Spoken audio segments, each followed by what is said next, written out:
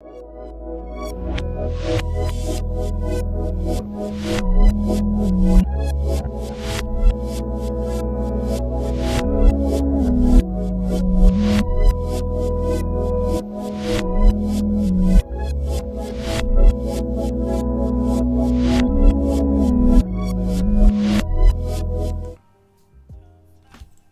everyone, good morning. Welcome to the King Angel Show, and if you're returning, welcome back. I'm King Angel, a San Francisco Bay Area live streamer and content creator here on YouTube, Twitch, and Facebook. You know that here in the King Angel Show, we drink coffee, read the news, hang out. We do music, movies, arts, culture, science, space, discussions, reviews, a little bit of everything. It's Monday. Hope you're having a great start of your week. Hope you have a very successful week. I don't know. I feel like I'm going through some shit. it's yeah. Whatever. I don't know, man. Sometimes you just have to kind of face reality, and you can't live in a. I've said it here before. You can't live in a. Kind of like a pretend kind of situation. You have to keep your feet down on the ground, and yeah, it's my time for that. And I don't know, it's been a pretty rough week, not gonna lie. Hold on, sorry, let me open chat real quick.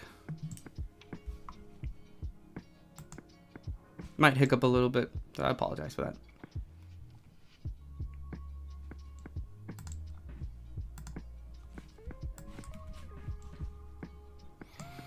Alright, Twitch chat is open. Good morning, Twitch fam. Open YouTube chat. Yeah, but it's been...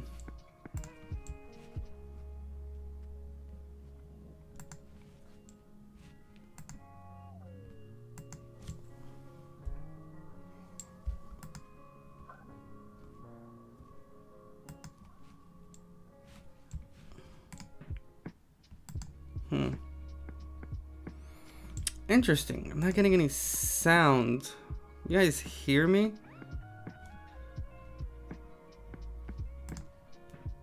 Hold on. I don't know what's going on.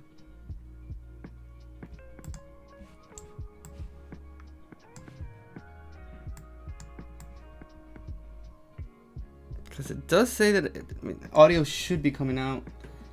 Let's see what's happening.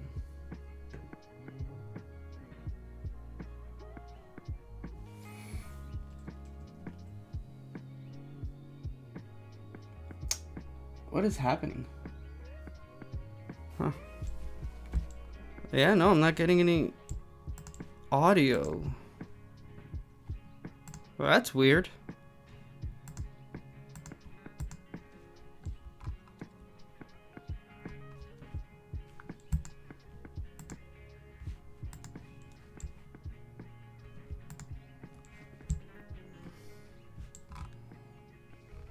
I don't understand.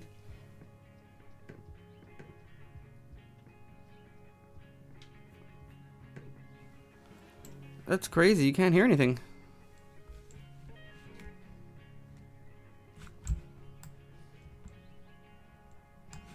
It's crazy because I can't even hear anything. Interesting. I'm not getting any sound. You guys hear me? It's crazy because I can't even hear anything.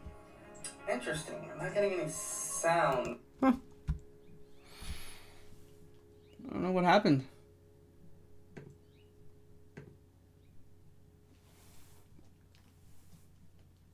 But I don't get anything from this here.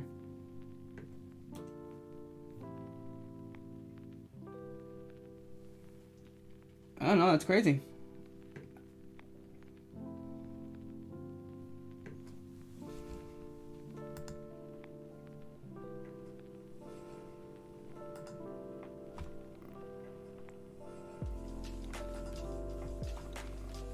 Yeah.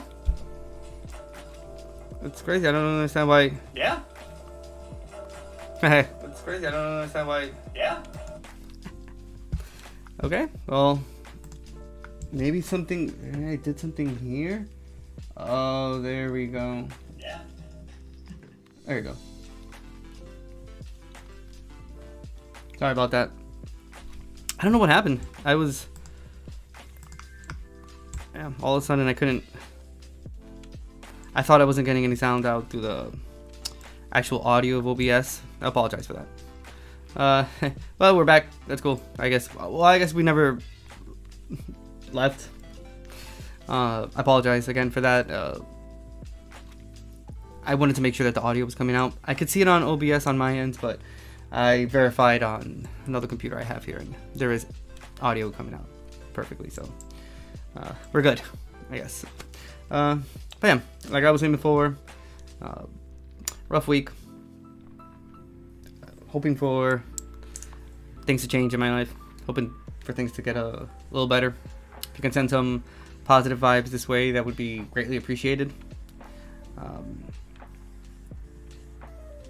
I mean, above all, I am obviously grateful. Grateful to be here in front of a camera, like I've said before. Grateful to be alive. Grateful to breathe and to occupy a space in this world, even though I don't know my purpose. But yeah, sometimes you think something, and I feel like life has a funny way of slapping that right down, and you just have to kind of rethink things, because yeah, it's not necessarily going the way I thought it was gonna go. But nonetheless, I mean, I don't know. When you're down, I guess when you're down, there's nowhere else to go but up. So that's how I guess I'm seeing my own current situation right now. But nonetheless, yeah, it's been pretty rough. If you're watching me, lurking, let me know in chat how your week has gone. If you have any positive stories or some positive quotes, or just something you want to say that's more towards the positive side, feel free to lay it on me on chat. I'm a pretty positive person. I've said it here before, but sometimes it's hard to be when you're like consistently being punched in the face by life. Again, grateful for my health, grateful for my life, but you can complain sometimes, and that's kind of in the situation I find myself in right now. All you can do is breathe. Breathe in, breathe out.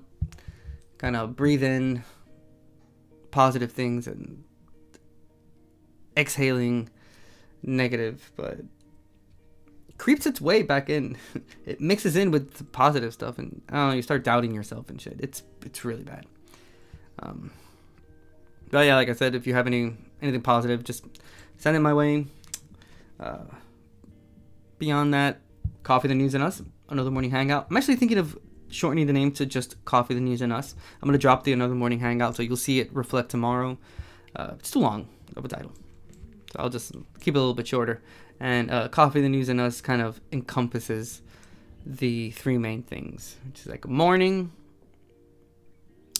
the news, and community hangout. So I don't know, adding that other part is just a mouthful, so I'm gonna shorten it to Coffee, the News, and Us. So again, you'll see it reflect tomorrow, and at least for today, we'll keep the Another Morning Hangout as a goodbye to it.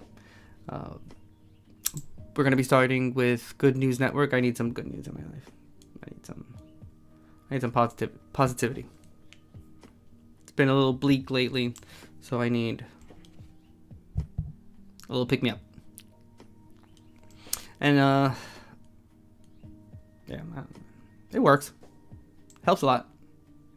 Seeing the good in the world, the good that still exists in the world, kind of makes me feel a little better about myself. I'm going to give you my informative rant now. You already know that. You can find me across social media. Like it says right here. Bam. Instagram, Facebook, Twitter, TikTok. You can follow me there. SG Freak, how are you today? Hope you're doing well. Thank you so much for being here. Good morning. I hope you're having a great first day of the week, first day of the work week. You can join my, you can like my videos on YouTube, comment on them, let me know what you think. Subscribe to my channel, and you can also share it out to your loved ones. If you want to further support me, I have a Patreon you can join. It's $2 a month. You get full unedited videos, the audio versions of random topic day live streams. We get private Discord channels for Patreon members only. I'm starting to do some city-based and maybe like farm country-based like vlogs and whatnot, just like walking around, talking and shit. But it'll only be exclusive to Patreon members. Yeah, a whole bunch of other benefits. You can check that out in the description box of the video of this live stream, or you can find that information if you're watching me on Twitch. You can find it in the about section. And then, yeah, last but not least, join the Discord, King Angel's Entertainment Lounge. We watch movies, album listens, concerts, documentaries, a little bit of everything. So, if you're feeling bored, if you're a millennial, Gen Xer, late Gen Zer, trying to find a hangout spot where we discuss great ideas, debates, arguments, while being simultaneously entertained, probably watching a horror movie. If you're into horror, dude, my Discord's the best place to be. I'm a huge horror movie fan, so occasionally we do watch, we binge horror movies. So join. I'd love to see you there. And yeah, we'll start this Coffee, the News, and Us, another morning hangout today. Like I said, we're going to start with Good News Network. Try to add some positivity to the day. And yeah, we'll take it from that point on. As always, I appreciate you being here.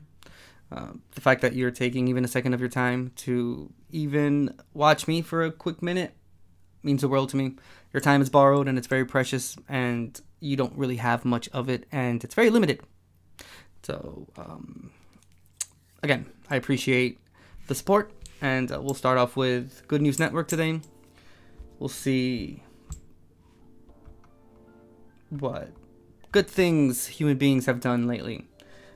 I do like this quote. It says, "There are moments in life when keeping silent becomes a fault and speaking an obligation." It's written by Oriana Fallacy. Or Fallacy. Fallacy. I don't know, man. Sometimes people have like weird ass names that you would think they're said in one way, but that's not the case. I find myself butchering people's names sometimes. Alright, let's start with this first one. It's actually published today. It says, "Homeless man hailed as hero for rescuing family from apartment fire. It was an angel." Okay, again, we're reading from goodnewsnetwork.org, written by Andy Corbley, published May 22nd, 2023, so today. It says, "A mother in Arizona woke to find she was trapped in the second story of her apartment home as it quickly engulfed in flames. Claudia Jimenez opened the window and called out to anyone who could hear, needing somehow to find a way to escape while the front door was blocked by the fire. The first person on the scene wasn't a firefighter. It was Joe Hollins, who lived in a homeless encampment with his wife near Jimenez's house. All I see is a lady pull open the window and she's screaming, 'Please help me, please help me,' Hollins told CBS News. The mother of two then had to make a difficult choice. It's not unusual or prejudicial to be wary of people living on the streets, but for her 1-year-old daughter Valerie and 8-year-old Natalie, Hollins may have been their only hope of survival. Under the window, Hollins called to Jimenez, saying that he would catch the children in his arms. She trusted the man, and not only dropped Valerie and Natalie, but the 2 dogs as well.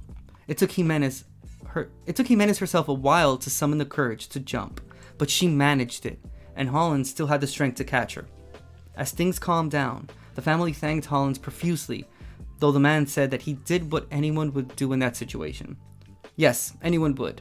Those were children, he said. I will forever be thankful to him, said Jimenez. Like I said, to me he was an angel, Jimenez said. Because of him we're here, we're alive, and my daughters are safe. While the family lost everything, community members are helping support them to get back on their feet, while viewers at CBS want to know how they can support Hollins and honor what he did. Oh, sweet. I have a quick little CBS News video. Arizona man is being praised for a daring act of bravery after he helped an entire family escape their burning apartment in Phoenix.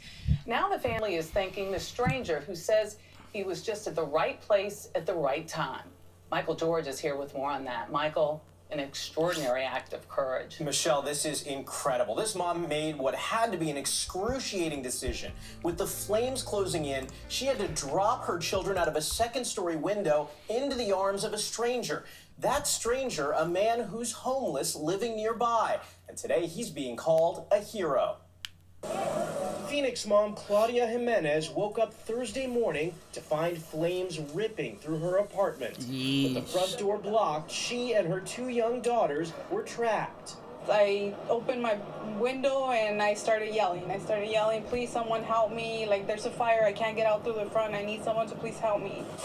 But even before firefighters arrived, help came from nearby. All I see is the ladies pull open the window and she's screaming, please help me, please help me.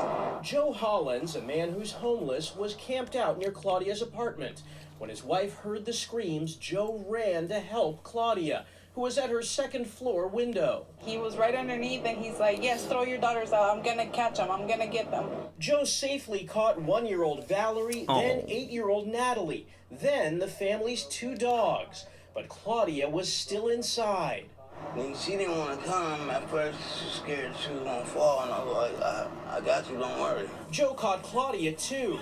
Firefighters arrived and were able to fight back the flames. And this grateful family says they owe their lives to Joe. Aww. I will forever be thankful with him, you know? Like I said, to me, he was an angel. Because of him, we're here, we're alive, and my daughters are safe. But Joe says he's no hero. Anyone would do the same. Yes, anybody would. They're little children. And thanks to Joe, everyone in that apartment got out okay. Now, unfortunately, Claudia and a lot of the families who lived there lost everything, but community members are raising money to help them. But a lot of people are saying that Joe could use a lot of support, and people want to really honor what he did and help him out, too. Wonderful to see them help him as the way that he did in some way. Ironically, all of them are now homeless. That's right. Exactly. Fire. It could happen to anybody. Sure can.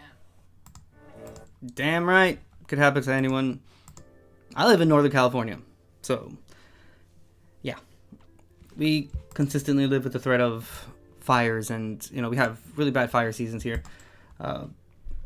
Sometimes I like to think like I would do the same as well, but only being in certain situations like that, you would, when you're faced with it, is when you would actually like think. Because again, I'd like to think like, yeah, I would go and I would save them, but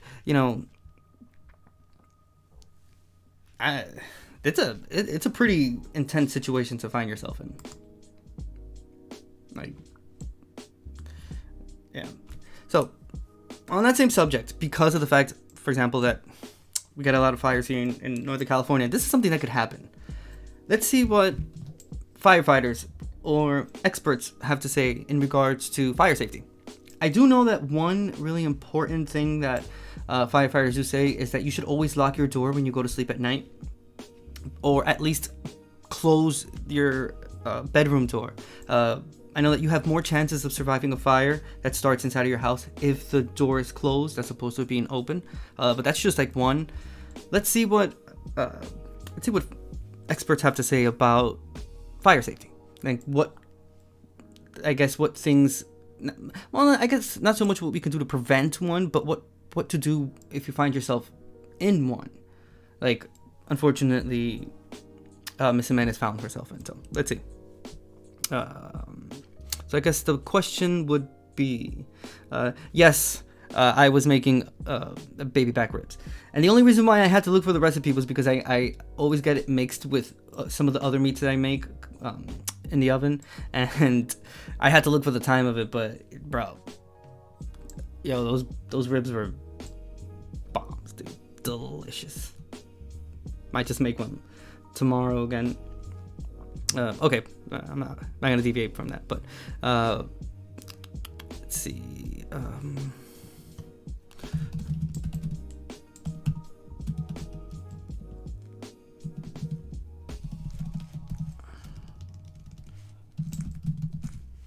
Okay, so it says, State Farm.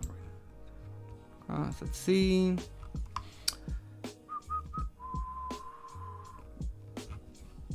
Let's see if we can find the video.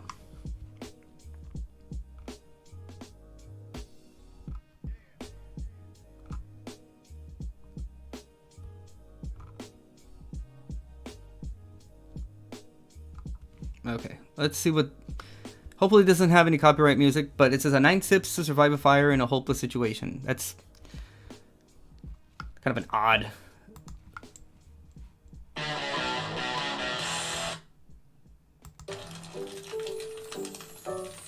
Nine tips to survive a house fire, according to firefighters. If you fall victim to a house fire, the best thing you can do is keep calm and try not to panic. Easier said than done, right? Luckily, knowing what to do in this emergency situation will greatly increase your chances of surviving. Before you find out the course of action you should follow, hit the subscription button and ring the notification bell to join us on the bright side of life. House fires can spread at a truly alarming speed. Most things around you can crumble to ashes in mere seconds. That's why you have to act as soon as you hear your fire alarm go off. 1. Prepare an escape plan in advance. This is something that all Californians, especially the ones that live in Northern California, either have, or if you don't, you should obviously have it because you need it. But yeah, we have an escape plan here at the house. My wife and I, we have, we already have luggage that has all of our paperwork inside of it, inside of like a fire resistant, like accordion kind of thing that my wife bought. Extra clothing. There's an extra toothbrush in there as well. We have all the essentials that we would need in case something like this would happen. Where to go, who to call, what route to take, depending on obviously where the fire is. So we have an escape plan for both, basically sides, I guess. We have the town on one side, but we have farmland and countryside on the other. So we have a big mixture of both. So we have to have an escape plan to be able to obviously better navigate through situations like this. Extra cat food. We already have it, and we have it set in a corner in our bedroom, because you never know. It can happen slowly. It can happen extremely quickly. There was a kind of like I would say like a residential area where lots of houses and stuff. Dude, that shit burned down in like a day or less. The whole thing started in one and it just started spreading to all the other ones, and yeah, it was pretty bad. We had the Paradise Fire here. We had the Tubbs Fire, and those were really, really bad. I've had to evacuate a few times. I have been here without electricity for a week and a half. It wasn't the Tubbs Fire. Tubbs Fire, we had just moved here. I think it was mostly we had just moved up north, but I think it was afterwards, a few years later, we had a week and a half here that we had no power because there were fires around. They couldn't turn the power back on because it was going to cause like something electrical and whatnot. But yeah, you have to be kind of prepared in all situations that you're finding yourself in. If you can purchase, which has really been a lifesaver for me personally, for my home, is a portable like camping little stove that they sell at REI. The one I bought is green. It might come in different colors, but normally has it's like a square like this, and then it'll have like 2 knobs on it. Let's see, I could just find a picture of it instead of having to.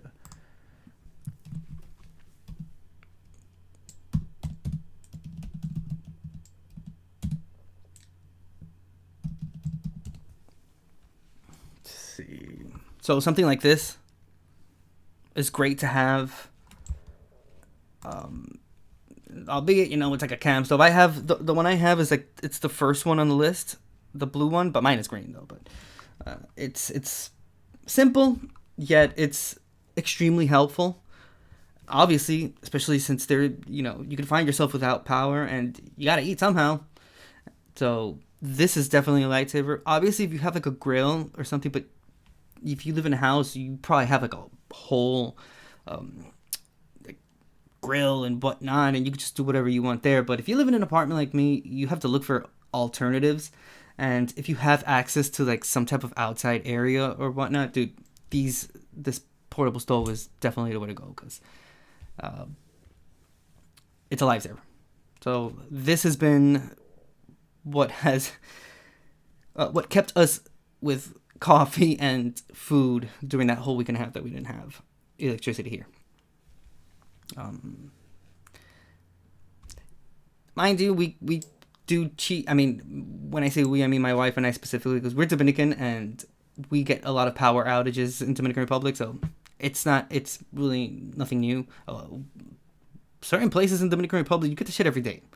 So you get used to not having power a lot, so you have to look for alternatives and whatnot, and that thickens your skin when it comes to power outages. So, yeah. Also, should invest in like something like this.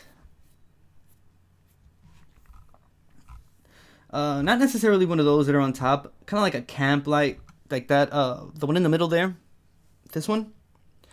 Something like that you can charge. Try to always have it charged beforehand, but it also takes batteries as well.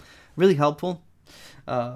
Obviously a power bank as well. Extremely helpful. Things that you would normally use, like if you were to go camping, but you can apply it to situations where you find yourself in, like an emergency, or like I just mentioned, the power outage and whatnot. Boom, lifesavers right there. And also, oh yeah, dude, BioLite right here.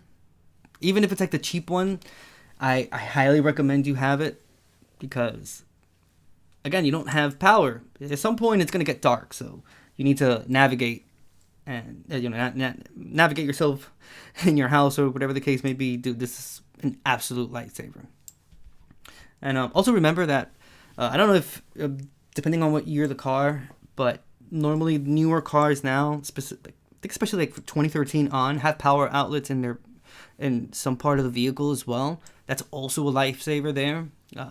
If you don't have power, but you have your car nearby, you can always like charge your things there, or you can grind coffee like I did when I didn't have power here. Mind you, that week and a half was the longest that we had, but we've had many instances where we've had 2 days without power, a day without it, 3 days. It all depends on the severity of the fire warning, just how bad the fires are. Like there was one year, it's like 2 or 3 years ago, that there was a fire everywhere.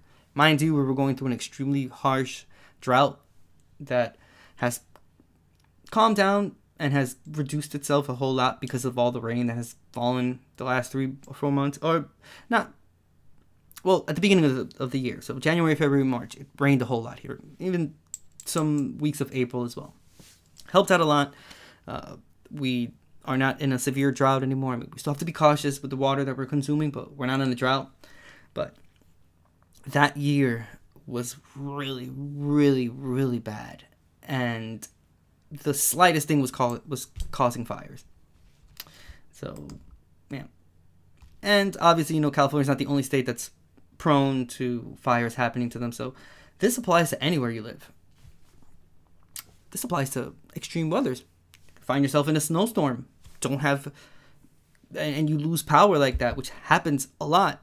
Shout out Texas. So these are essential things that you should have in your home. Especially if you don't have a house, you should have these in your apartment somehow. Or if you can't have the stove because you obviously can't turn that on in an enclosed space, look for an alternative that could be safe for you to be able to use in your home. Because, it's only going to get worse. And it's only going to get, the weathers are going to get harsher. Droughts are going to worsen up. You name it, it's just going to get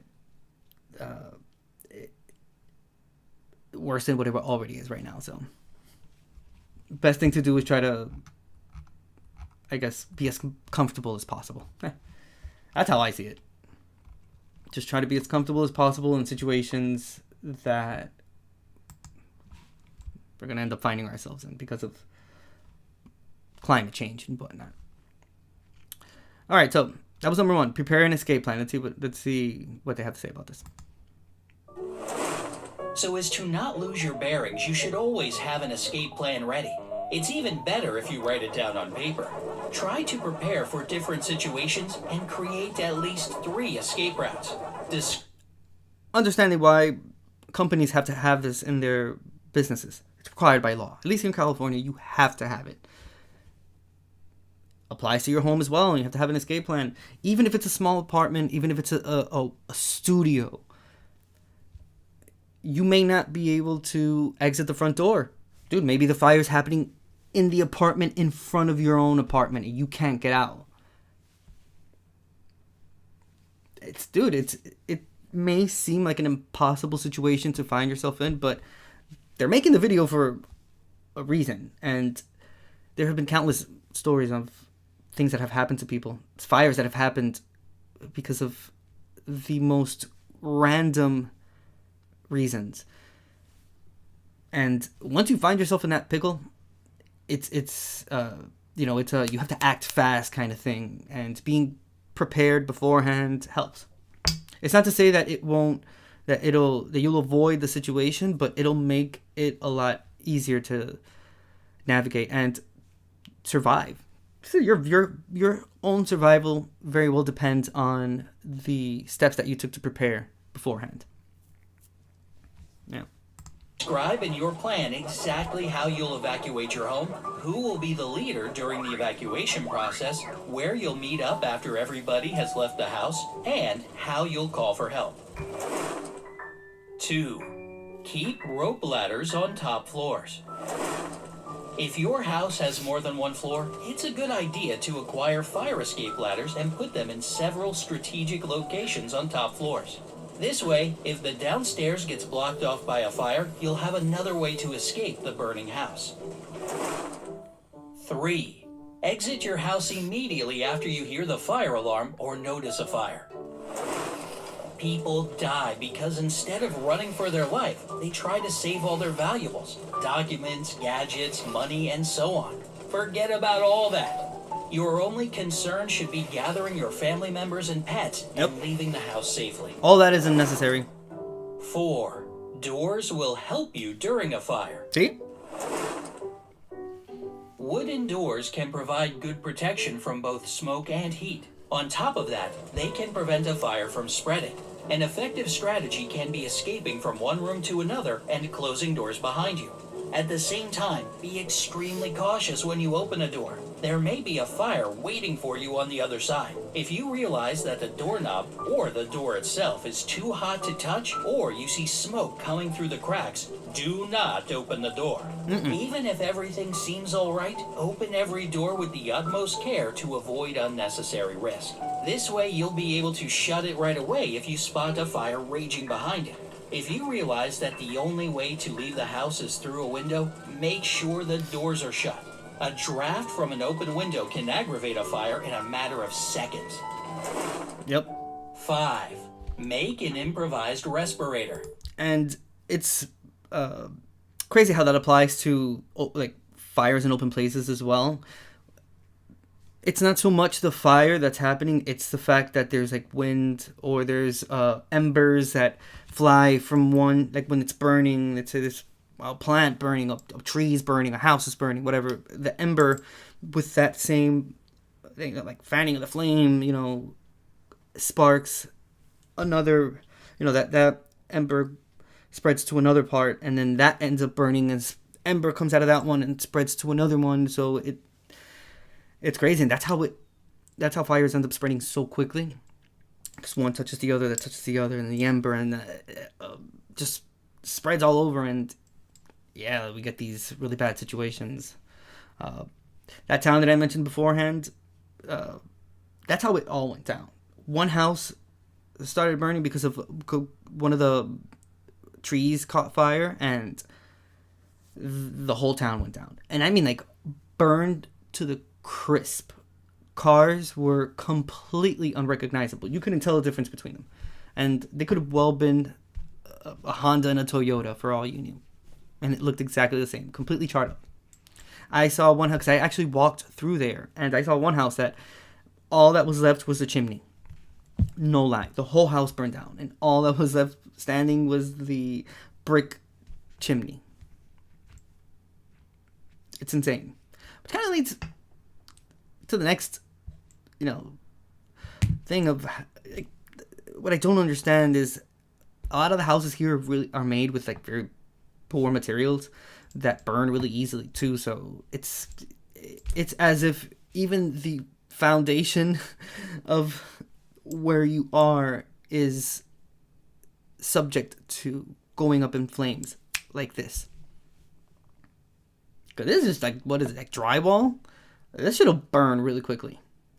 So not only do you have to worry about the fact that you're in the middle of a fire, but the fact that you're in something that will not really protect you like that is crazy to me. And then you slap on top of that the fact that houses are extremely expensive here, made with these materials that, like, you can punch a hole through a wall really easily. What would make you think that would be enough to help you against a fire or something? So no wonder things burn down so quickly here. It's crazy. So yeah, I think that also adds to the fact that it helps with fires spreading so quickly, because it's just the material in and of itself. It's not helping to prevent it or stop it or anything at all. It just burns pretty quickly. All right, so make an improvised respirator. Let's see what they have to say about that. Again, these are all tips to survive a fire that were provided by firefighters, so they would know more than us. This may sound unexpected, but during a house fire, the fire itself isn't the main danger. What kills people much faster than flames is smoke. Yep. Smoke is a powerful irritant to your nose, throat, and eyes, and its smell is nauseating. If you inhale smoke, it can irreversibly harm your lungs. You should remember that smoke from a house fire is toxic, since burning objects release harmful gases. Once you start to inhale smoke, your body stops getting enough oxygen. Depending on the heat and density of the smoke, people usually lose consciousness and die due to brain damage in no more than 5 to 15 minutes. That's why it's of the utmost importance to know how you can protect yourself from smoke inhalation. If the situation allows, you can make a DIY gas mask that will act as a respirator. Grab a plastic bottle or container that's big enough to cover your face and cut off its bottom. After that, cut a U-shaped opening for your head in one of the sides. Don't make it too big. The mask won't fit you tightly enough, and smoke will get into your eyes and nose. Take a kitchen sponge and wet it with water. After that, push the sponge into the neck of the bottle to serve as a filtration device. The final step is to remove the lid of the bottle. The respirator isn't perfect, but it will give you some precious time to exit the house. If you don't have the necessary materials at hand, place a wet cloth or piece of clothing in such a way that it covers both your mouth and nose. Unfortunately, this method leaves much to be desired. It will buy you no more than a couple of additional minutes. But even so, these minutes may turn out to be game-changing. Dude, it's hell yeah, man. 6. Stay away from fabrics. Even 1 minute adding to your survival is crucial. So yeah, if it comes to that, then yeah. Me personally, I would think that my local government, knowing that we go through so many wildfires like that, would provide us with these said, not obviously DIY masks, but they would provide us with boxes of masks that would help us during wildfire season. I mean, you would think. Well, the taxes that we pay. But that's not the case, so this is where we find ourselves. People fucking complain about big government. Dude, what about local government? It's like sometimes they're not working for us. I'll give you an example. There's there's an intersection close to where I live that it's technically like a small, not a highway. It's like a freeway. You know, cars going like this. But then we have two streets and there's no light there. There's no stop sign. So it's an extremely dangerous corner. And there have been meetings, there have been petitions, and dude, they don't want to put a stop sign there because it costs money. But it's not your money. See, that's what ticks me off, is just that it's not your money, though. It's taxpayer money. So you would think that would, okay, taxpayers are asking for this. It's a community. Might as well just put it. Because they're the ones that live there. They're the ones that have to transit around there all the time. But no. You have to do they did like a town hall meeting about it and shit. And it still wasn't resolved. Mind you, there's like neighborhoods around here. People walk around here.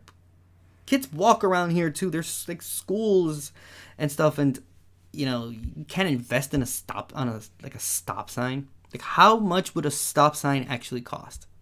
That's why I say local government doesn't work for us sometimes. Many times, actually. I'm not going to stand here and defend them like that. They don't work for us like that. And so it's ridiculous to me. What are they doing with all that taxpayer money? I don't know. This should be something that is like general information that's transmitted through all major networks. Just like I spoke about like the scammers and stuff like that should be something that should be on repeat. Every other commercial that they give on both spectrums, from like MSNBC all the way to like Fox News and like One America or all these other ones. They should consistently be every other commercial letting people know about certain things in life. Important things. Like old people. Watch out with getting scammed. Here are some tips to survive a fire if something happens around you. You feel me? Steps that need to be taken for you to, prepare yourself for said disaster or something like that. I'm telling you, that should be something that is consistently advertised and that information spread out as much as possible, because there's a lot of people that don't know what to do in these certain situations. If prior to living in Northern California, I would have probably not known any of these things. But because of where I live and because it's something that happens around here, I've had to educate myself about this whole situation. Fires are prone to happen anywhere. Doesn't matter where you are. So it's good to have this information, and it's good to know. So number 6 says, stay away from fabrics. And I kind of know why. Clothes, curtains, bed sheets, and tablecloths pose a serious danger during a fire. They'll go up in flames like this. They are very likely to start burning. If you have time, take off your clothes made from synthetic materials. When affected by fire, they will melt and stick to your skin, causing bad burns. Try to replace such clothing with something made from cotton or wool. If your clothes do catch fire, stop whatever you're doing, fall to the ground, and start rolling around until the fire is put out. Rolling will smother the fire and won't let it spread uncontrollably. Make sure you cover your face with your hands. This will provide you with the maximum protection. That reminds me, when I was in school, that was what they taught us during like fire drill. It was get down, lay down, roll around. If I'm not mistaken. Get down, lay down, roll around. Yeah. It's crazy how that's still stuck deep into my head. But then again, we had a lot of fire drills. I think they used to do that like once or twice a month. So, yeah. I think it's like that. Dang, shout out Miss Garcia. She's been a really good teacher. She was the one that showed us that. Yeah. Get down, lay down, roll down. Yeah, get down, lay down, roll around. If you ever caught on fire.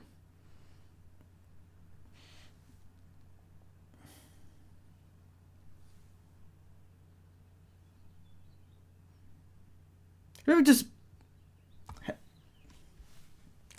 I don't know, sometimes I'll just get like a whiff of weed. And I know it's not me because I don't have any weed in this room. Like, unless it's like my vape pens or something like that, but I don't have any like actual flower in here. I don't keep it in here, so I know it's not anything here. And I took a shower after I rolled a joint and after I smoked, so it's certainly not me. But sometimes I don't know, I just get like a whiff of weed. Well, hopefully it's my neighbors. Man, that would be so awesome. That would be the bestest of the bestest. Because I did have a neighbor at one point that we used to smoke together very rarely, but we did.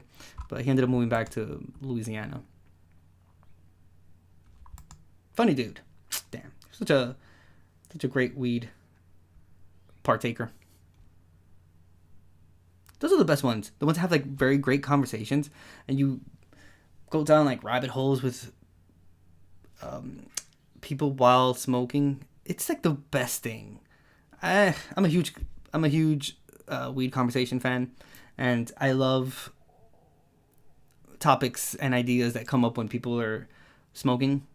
It's so awesome.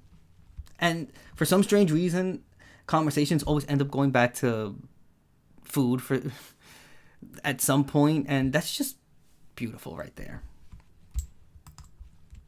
Stressful because you got the munchies, but it's great. I love weed conversations. That's neither here nor there with what we're seeing here, but I don't know. It happened really quickly, and it kind of does still smell like it. But man, that would be so awesome, man. 7. What to do if you can't get out. If you are trapped and all you can do is wait for help, try to stay calm. The first thing you need to do is ward off the smoke. This will keep you safe until firefighters arrive. Hide in a room that is still untouched by fire and close the door firmly. Use cloths, rags, towels, clothes, or tape to cover all the cracks and vents around the door. Try your best to keep the smoke out. 8. Call for help if you're trapped on an upper floor. Try to get to a window that faces the street or other buildings. Take something white, a sheet or a towel, and hang it from the windowsill. When the first rescuers get to your house, this will indicate your location to them as well as the fact that you need help. After you complete this task, close the window immediately. Otherwise, the fire will be drawn toward the fresh oxygen. 9. If you are not too far from the ground, try to escape through a window. If there's no other way but to use a second floor window as your escape route, search for a ledge. If there's a ledge under the window, climb onto it in such a way that you're facing the building. You'll have to hang from a second story, but at least you'll be closer to the ground. Your chances of remaining unhurt during the fall will be much higher. However, if you're trapped somewhere higher than the second floor, you better stay where you are. Close the door, take measures to prevent smoke from entering the room, cover your nose and mouth, and wait for help. Take your safety seriously.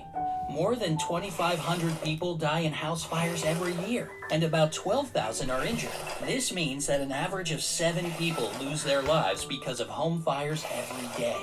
Make sure your house is equipped with functioning smoke alarms. Check them regularly, preferably once a month, and replace their batteries twice a year. Get one fire extinguisher for each floor of your house. These precautions might save your life one day. It's true. It's true. Very great list. So, a few steps to be prepared. Make sure you have an escape route.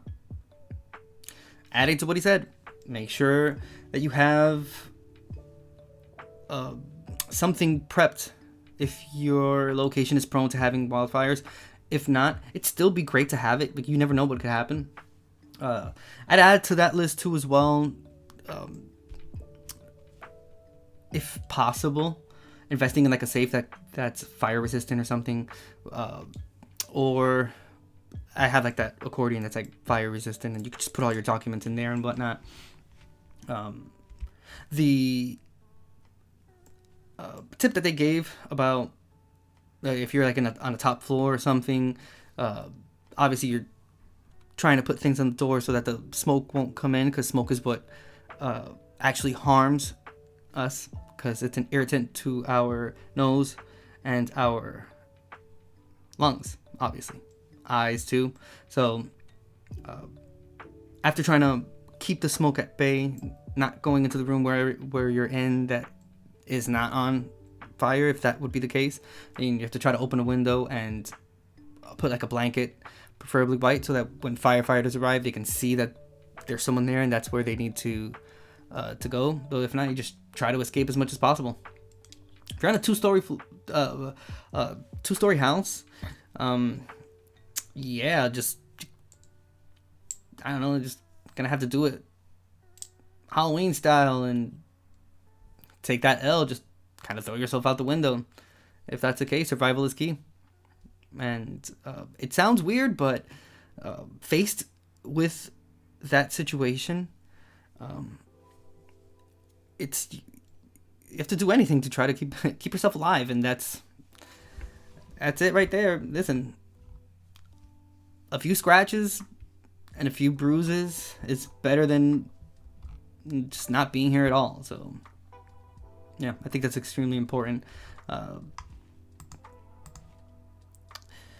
It's crazy again how fast like a house can get burnt down, an apartment, and all the things that could cause fires. Check. Well, you know what? As to not just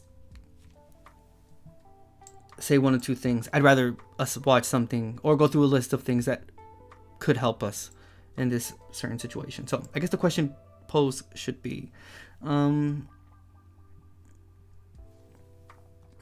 see.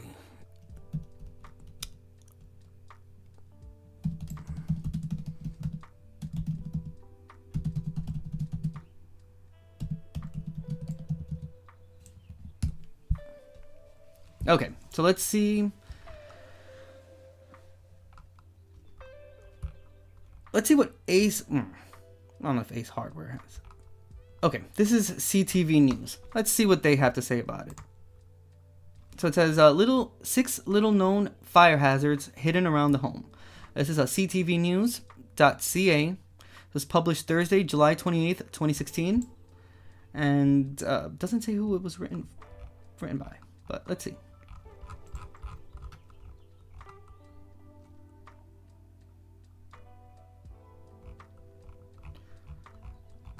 All right, so it says most of us know the basics about preventing house fires. Never leave a candle unattended. Always watch the stove when cooking. Never smoke in bed. Don't let kids play with matches. And while cooking, candles and smoking are the biggest causes of house fires, there are a few other hazards around the home many of us might not think about. We asked 2 experienced firefighters and fire safety advocates to tell us about some of the lesser known risks around the home that could lead to devastating fires. Here's what they said. Number 1, dusty dryers. Most homeowners know they need to empty their dryer's lint trays after every load. That's not true. That's not true, because I saw a TikTok video of an electrician that specializes in dryers, and the dryer wasn't doing anything, and it wasn't drying the clothing anymore, and supposedly they were cleaning out the lint from that little part of the dryer where you can like pull it out. But the man wasn't convinced. He wasn't convinced about this. He was like, hey, you know what? There has to be something else to this, because everything electrical looks to be in place.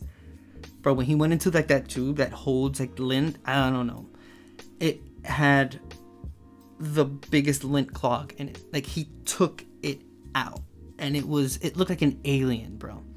It was horrible. And that was like years and years of that lint being accumulated there.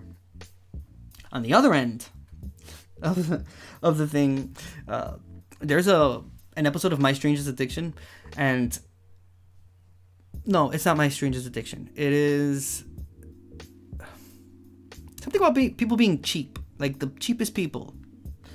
Which to this day, I still think it's a great idea. That obviously, you know, I don't think a lot of people have tried. I wouldn't try it out myself, but in the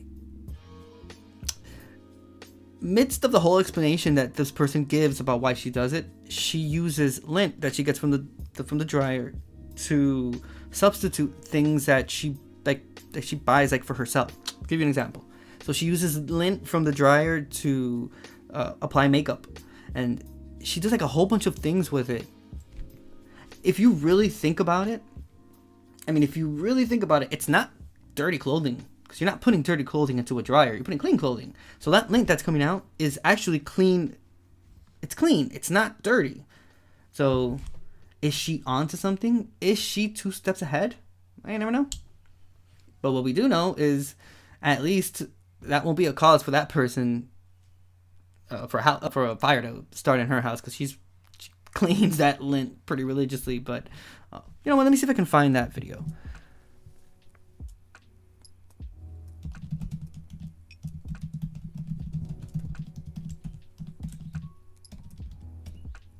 Might not come out with this specific word. I wrote huge lint dryer accumulation.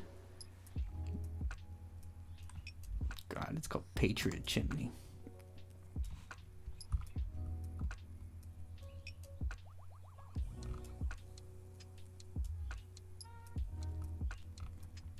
Let's see.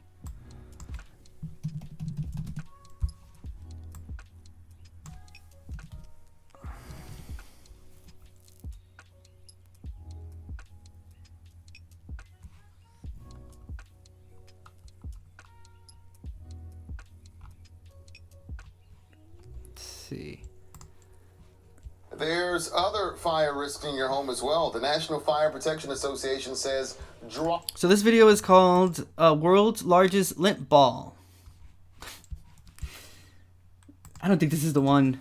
I might have to look for it on TikTok. It causes nearly 16,000 fires across the U.S. every year. But you can avoid the risk just by cleaning that dryer vent. Reporter Emma James tells us how a local dryer maintenance company is helping raise dryer safety awareness, all while also breaking a world record.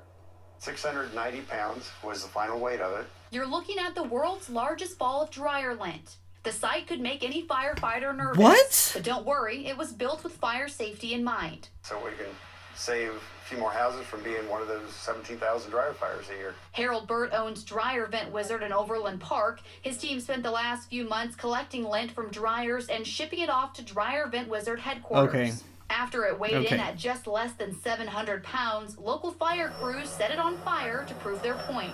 Burt says helping break a world record was fun, but more importantly, the business got to spread awareness. Dryer safety is a big concern of ours. Everybody's got one. Overland Park Fire Marshal Mark Sweeney says the department sees 4 to 5 dryer fires a year. Most of the time, lack of maintenance is to blame. In one incident a few years ago, Sweeney says the homeowners left with the dryer running. It was pretty much a destruction of the lower level of the home. He says it's easily preventable. Most of it can be done on your own. Sometimes just cleaning the tray isn't enough.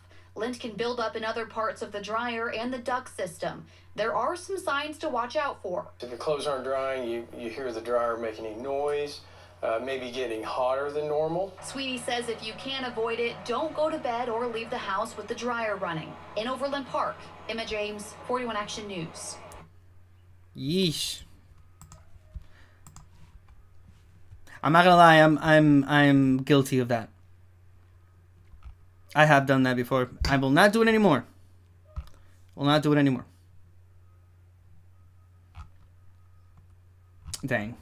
I'm gonna try to look for the video, and then we'll cause I kind of do want us to see that it's pretty interesting. So, all right, let's see. Dusty dryers. Most homeowners know they need to empty their dryers lint trays after every load. But when was the last time you had the exhaust hose cleaned out?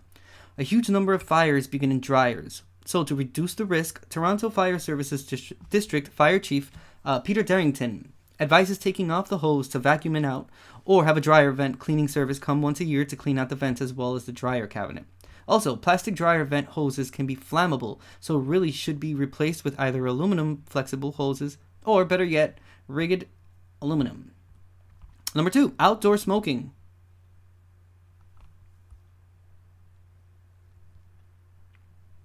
Oops.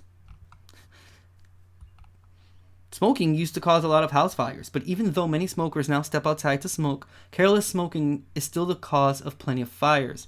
Darrington says he's seen fires in apartment buildings caused by people flicking their cigarettes off balconies. All it takes is a stiff breeze and that hot cigarette can blow back onto a lower balcony below and ignite something flammable. Many fires also start in garages, where smokers often head in the winter or in bad weather, says Vaughan Fire and Rescue Deputy Fire Chief Darren Rizzi. When smokers fail to extinguish their cigarettes properly, blazes can spread quickly. Garages are filled with combustible items, she says. Often these fires burn through the garage, then spread into the walls and up into the attic without the homeowner inside even realizing it until it's too late. And then there's the flower pot used as an ashtray problem that many smokers might not know about. No, I did not know. I didn't even know this was a problem. Flower pots and cigarettes don't mix, fire officials warn. Same website, ctvnews.ca. So I did not know that. Mind you, I don't smoke cigarettes, so can't really say anything. Oh, I don't smoke cigarettes anymore, but I was never a fan of putting it in like flower pots and whatnot. But I guess there's a explanation now as to why we shouldn't be doing it. So let's see what they have to say. And again, we're talking about fires because we saw an article of a man that was hailed as a hero for rescuing an Arizona family from a fire. It was Miss Jimenez, which is the mom, and 2 daughters, 8-year-old and a 1-year-old. She was forced into having a 2-story house, but throwing them from the 2nd floor because the fire was pretty bad at that point. And there was someone that was close by that heard the pleas and went and helped and was able to save them all, which is pretty wonderful. I mean, they lost everything material, but the most important thing is their lives, and they survived, which is great. But from that point on, then we started talking about fires and whatnot because, just like a refresher, I live in Northern California. We are prone to wildfires here, plenty of them, and we are literally now entering the season of fire. So, the fire season. So, that's how we ended up reading about how fires are caused. We saw 9 tips on how to better handle the situation if you find yourself in a fire. Now we're looking at things that people don't know that can cause fires in their homes, and they didn't even know about it. Which then led us to this particular article, which is flower pots and cigarettes don't mix. So let's see what they have to say about this. Officials are warning about an unexpected backyard fire hazard, flower planters. Hear us out. To explain, I'm joined now by Darren Rizzi. She's the Deputy Fire Chief with Vaughan Fire and Rescue Service. Good morning. Good morning. I couldn't believe this story when I read it. How can something like an outdoor planter be a fire risk?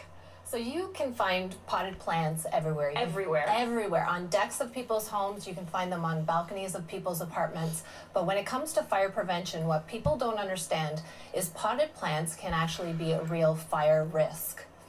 So when we take a look at a potted plant, right now we have very high temperatures. We don't see the precipitation on a daily basis. So the soil is getting very, very dry. So if we take a closer look at the soil, potted plant soil is not only made up of inorganic materials and organic materials and obviously the dirt, but there's other components within the potted plant soil, and the job of that is to absorb and retain the moisture and also to aerate the soil. Okay. So you have materials such as peat moss. And peat moss, when it gets dry, it becomes very flammable. You have vermiculite, you have styrofoam, bark, and fertilizer. And as we all know, fertilizer is an oxidizer. So when there's a fire, it actually makes the fire grow bigger. Shit. So has there been a fire from a potted plant this year? As you point out, it's been really dry and really hot. Absolutely, we are seeing it. So there are two reasons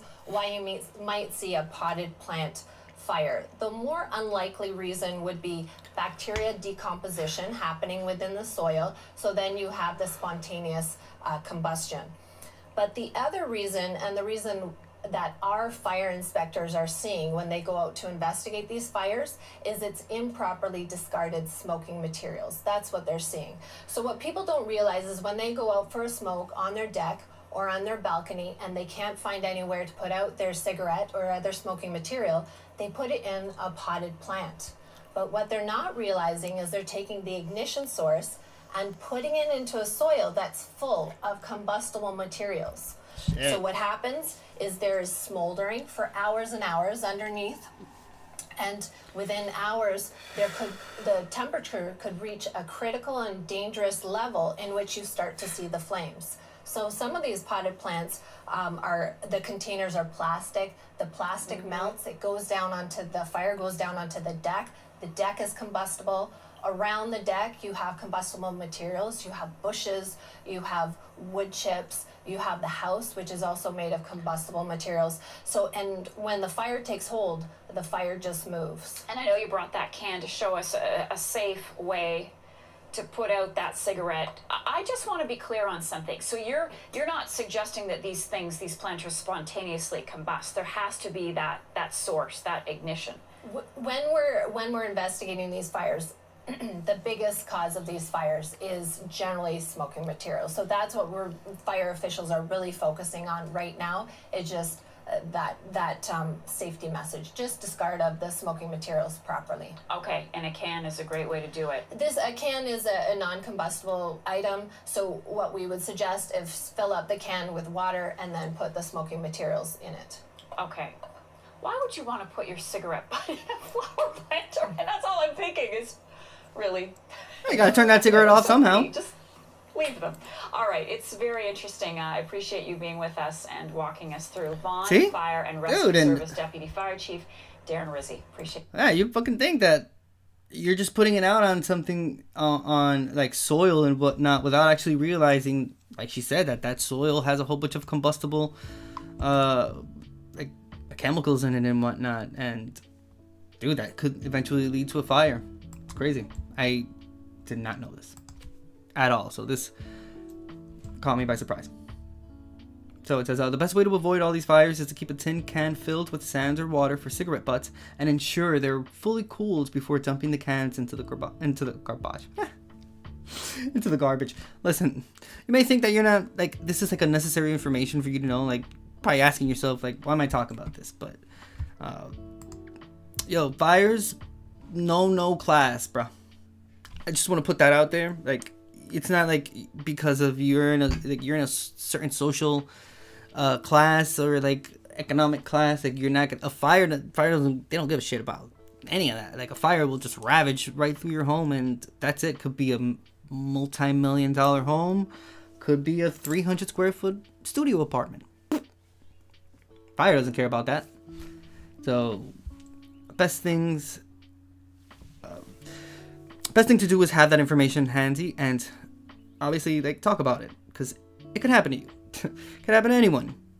So, why not at least be a little bit more prepared, or at least have a little bit more information as to what to do, or in this case, the things that could cause said fire. It's free. It's free information that's there. The world we live in. I mean, except for all these articles that have like paywalls on them. They can go fuck themselves, because information should be free and accessible to anyone at any given time. Number 3, chimneys and outdoor fireplaces. So just because a wood-burning chimney, fireplace, or fire bowl is available at your local hardware store doesn't mean it's legal to use it. Each municipality has its own bylaws on open-air wood burning, but generally speaking, most urban areas don't allow wood burning in backyards, and neither do some suburban areas. Some towns allow fire pits for cooking purposes. Others say the pits have to be at least 3 meters, which is about 10 feet, from the house and property lines. Others still require special permits for wood burning. Darrington says in cities like Toronto, where houses are close together, wood burning outdoor fireplaces are a fire hazard, but gas or propane fire pits are okay. The bottom line is check the bylaws in your town to be sure you're not breaking the provincial fire code when curling up by a fire. I think that here in Northern California, I think it's obviously can't do it during the summer because it's fire season, but I think it's allowed during like winter and whatnot. I'm not sure. Smoke alarm mistakes. Rizzy says the city of Vaughan Fire runs a program called Alarms for Life, during which firefighters go door to door asking homeowners if they'd like a free smoke alarm check. Most believe their alarms are fine, but her team's inspections reveal that a full 59% of homes are not in compliance with laws. Damn, that's a lot. 59%? That's a really big chunk of the population of the city of Vaughan. Because it says the overwhelming majority of fire deaths in Canada occur because there were no smoke alarms or because they weren't working.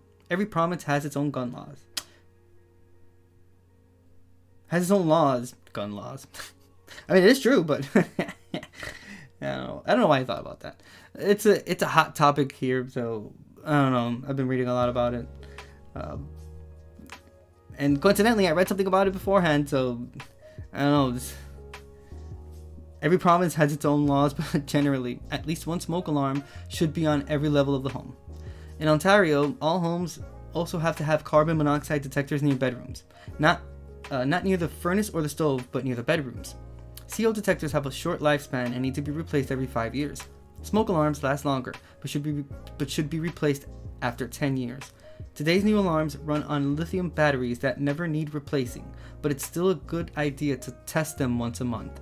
I don't know about the never need replacing part there, because when that smoke alarm says it needs a replacement, bro, that sound is one of the most annoying sounds to exist. It's like one of those that go right deep into your brain, and you hear it like right in the center of everything. It's a really annoying sound. Let's see. So it says the same goes for alarms hardwired into a home's electrical system. Test them to ensure they all go off in sequence. 5. Massage oil. Rizzy says this may sound odd, but she's seeing a surprising number of fires at hotels and day spas that start in towels wet with massage oil. Massage oils can sometimes contain flaxseed or linseed, which is notorious for spontaneous combustion if oily towels are left lying around in piles. Other times the towels are not cleaned properly and then either catch fire in the dryer or combust after being pulled out of the dryer and left in hot piles. Makes sense. Makes a lot of sense. I think I read once of a fire that started because someone left like one of those like oil heaters that like produce like the smell and whatnot, and someone left it on and burned the whole place down. Yeah, again, uncommon ways for fires to start, but it could definitely start in that way. Adding to that, electrical cords and actual devices that you use, it gets to a point if you use them a lot that they eventually just become fire hazards. I'll give you an example. A heater. If you use the same heater for a very long time, eventually it starts making a weird noise. And I remember reading that once it starts making like a really loud noise and just like vibrates, it's just a ticking time bomb before that heater starts catching on fire. And that could apply to a whole bunch of other different things. If you leave iPads or like laptops charged for too long, like you just always have them charging, it'll eventually inflate the battery, and dude, that could cause a fire too. That could also be extremely poisonous as well, so you have to really be careful with that. I had a battery once that happened to it, and that was crazy. I saw an iPad that the battery inflated to it was like an extremely slim one. Imagine this, like this whole size sideways.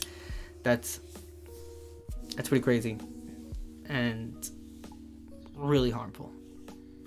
So definitely check that out, because I'm surprised I didn't add that to this list of things to be careful about. This next one, number 6, applies a lot to this next season that we're soon starting. I guess it's next month. I mean, we're in spring now, but eventually we're going to start summer soon, and summer equals BBQs. So dang, I thought he came early in the morning today. I didn't know that they were going to pass by again. I'm sorry. I'm going to mute it real quick. It'll take about a minute. Just sit tight. I appreciate you being here. Enjoy the music. And I guess picture of a person getting a massage. If you're watching from work, this could definitely be something to set as a goal. Like, I need to get myself a massage. Oh, I'm sorry. Hold on. I'm going to mute it.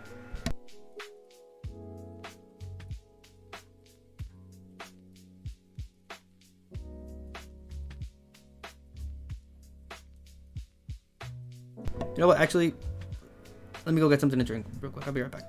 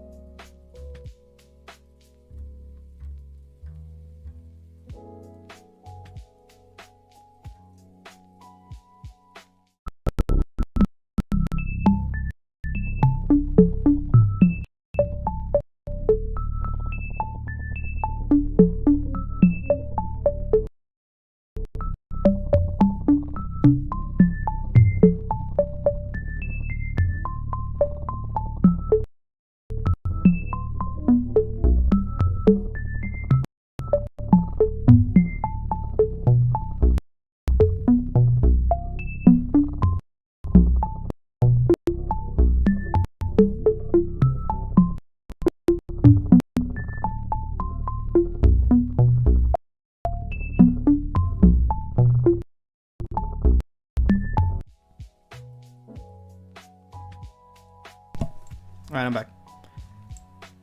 And I hooked myself up with a Danish as well. Boom.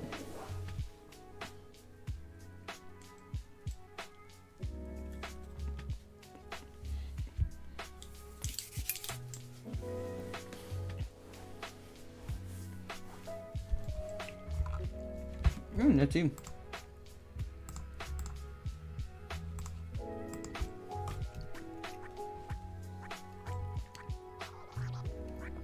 So number 6 says BBQ dangers. There are lots of ways barbecues can be dangerous, but do you know what to do if your flame burns out? ESPN anchor Hannah Storm didn't, and incurred serious burns when her BBQ exploded. Here's her story. Oh shit. The force of the blow is something that I don't remember, because the next thing I do remember is actually looking down and seeing that I was on fire. Holy shit. December 11th, a typically busy day. The clock was ticking towards 7, and so I went outside. I turned my grill on. It was a very chilly night, mind you, because I live in the Northeast, and I noticed that the wind had blown the flames out, and so I turned the gas off. The lid of the grill had been open the whole time. I went to Logan, how are you doing today? Hope we're doing well. Thank you so much for being here. Yeah. Got a little Danish. Got some munchies. A little hungry. Oh, wait. I left the music on while this was happening. Hope you're doing well. We're just right now talking about, what is it? 6 little known fire hazards hidden around your home. And the person that's speaking right now is ESPN anchor Hannah Storm. And her barbecue exploded, and she's telling her story right now about it. I appreciate you being here, and I hope you're having a great start of your week, my dude. Gonna hit play. Let's continue. Start the grill, and I turned the gas on just a tiny bit, hit the igniter, and it blew. It was an explosion, a fireball, just like you see in the movies. As I saw that I was on fire, I knew that my oldest daughter was in the kitchen setting the table, which was around the corner from the grill. So I yelled to her, "Mommy's on fire, call 911." I had a scoop neck shirt. I ripped the shirt off. I ripped it off with, I'm left-handed, I ripped it off with this hand, and as you can see, this hand got the worst of it. Holy shit. So I ripped the shirt off, and I took the end of the shirt that wasn't on fire, so the other end of the shirt, and I put the fire out on my head. It was like anything to put out the heat, anything to put out that pain that's really like anything else you've ever experienced, and that sensation of being on fire. My goodness. Well, I was very lucky. I had first-degree burns on my face and my neck. All of this burned, I lost quite a bit of hair. This all burned off.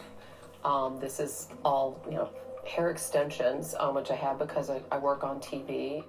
I have second-degree burns on my chest, right up until the line of the t-shirt, and second-degree burns on both of my hands.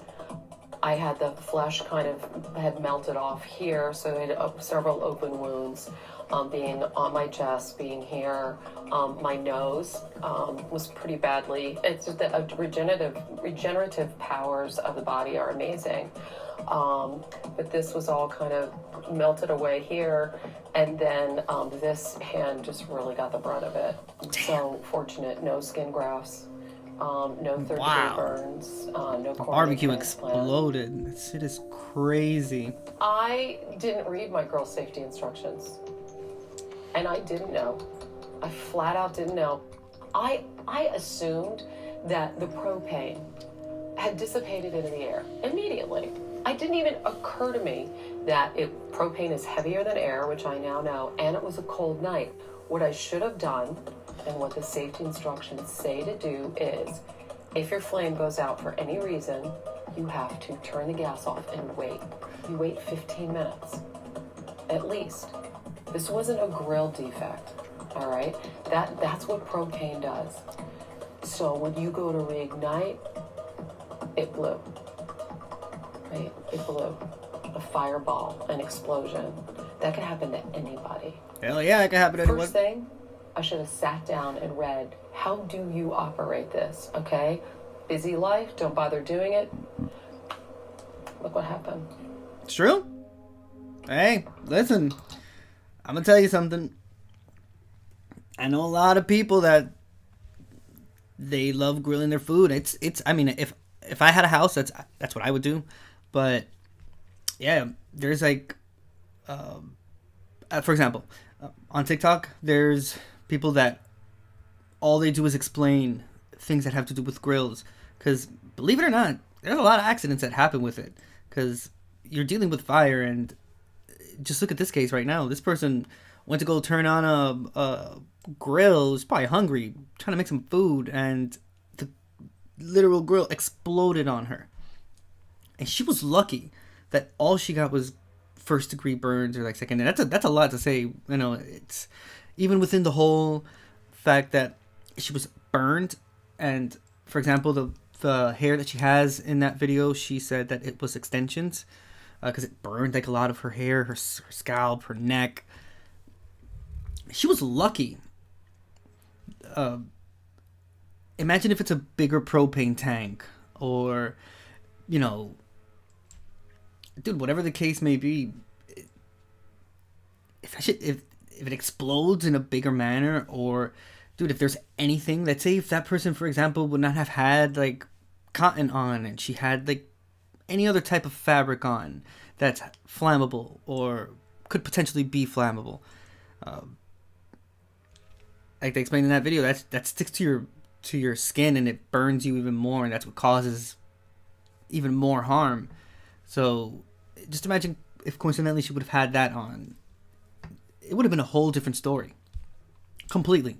And yeah, there could have been a chance that she probably wouldn't even be there to be able to tell her story. Something as minimum as grilling, which you would think would be, you just connect the propane to it and that's it. But there's like a whole bunch of shit that you need to take into consideration. Like, one of the things I saw in the video was you have to make sure that you clean the grill. Like, you can't do it if it's dirty. You can't have like a dirty grill there and just let it sit there and then restart the next year. You just like start off where I stopped last time. It accumulates a whole bunch of like grease and dirt, and there's like insects that live in there as well. It's like a whole bunch of shit. You also can't clean it with a metal, like those grill cleaners, whatever the fuck it is, but it's like metal. I saw a case of someone that ate food that had one of those, and I think the person died, and it was all because of just a little strand of metal that came off of that brush. Killed him. And it's apparently not uncommon for it to happen. So I saw the person explain that you just grab like an onion, and that's what you grab an onion and you start heating the grill, and that's how you clean everything, because onion apparently cleans grease really well. So there you go. You just learned something. And then for food not to stick, because apparently that can also cause fires as well, use a potato. Dude, I'm telling you, again, something so simple as grilling. You would think that it would be just like a wham bam kind of situation, but no, it's actually apparently not extremely dangerous, but it's dangerous enough that you have to read cautionary texts about it before you start actually doing it. So, yeah. And obviously we just saw why. This person almost burned herself to death. It's crazy. Alright, so that was the last one of... Oops, sorry. I don't know why I did that. It's supposed to be here. That's the last one off this list. And I think that should be good with a fire topic, because we went through a whole lot about it. Shout out to the firemen that live and work around my area. They are heroes indeed, because they have to deal with this shit every year. Every single year. And there's been years where we've had to have a whole bunch of firefighters come from like different parts of California to come and help here, because it gets pretty bad, especially in this like northern part of California and whatnot. Yeah, fires tend to get pretty bad. So shout out to all those firefighters, and whenever I can, I do try to like donate towards them. Or you can't really take anything to them anymore because people like to take them beer, and it got to the point where they were just like, listen, they posted it on the Nextdoor app, and they're like, listen, stop giving us beers. We don't want alcohol. We need other things here that are not cans of liquid for us to get drunk. Or happy, at least. But, you know, try to be nice to them, because I've never sent it myself personally, but I know a lot of people around here that have. But I have donated to them at least something, because they definitely deserve it. Alright, let's move on to the next one.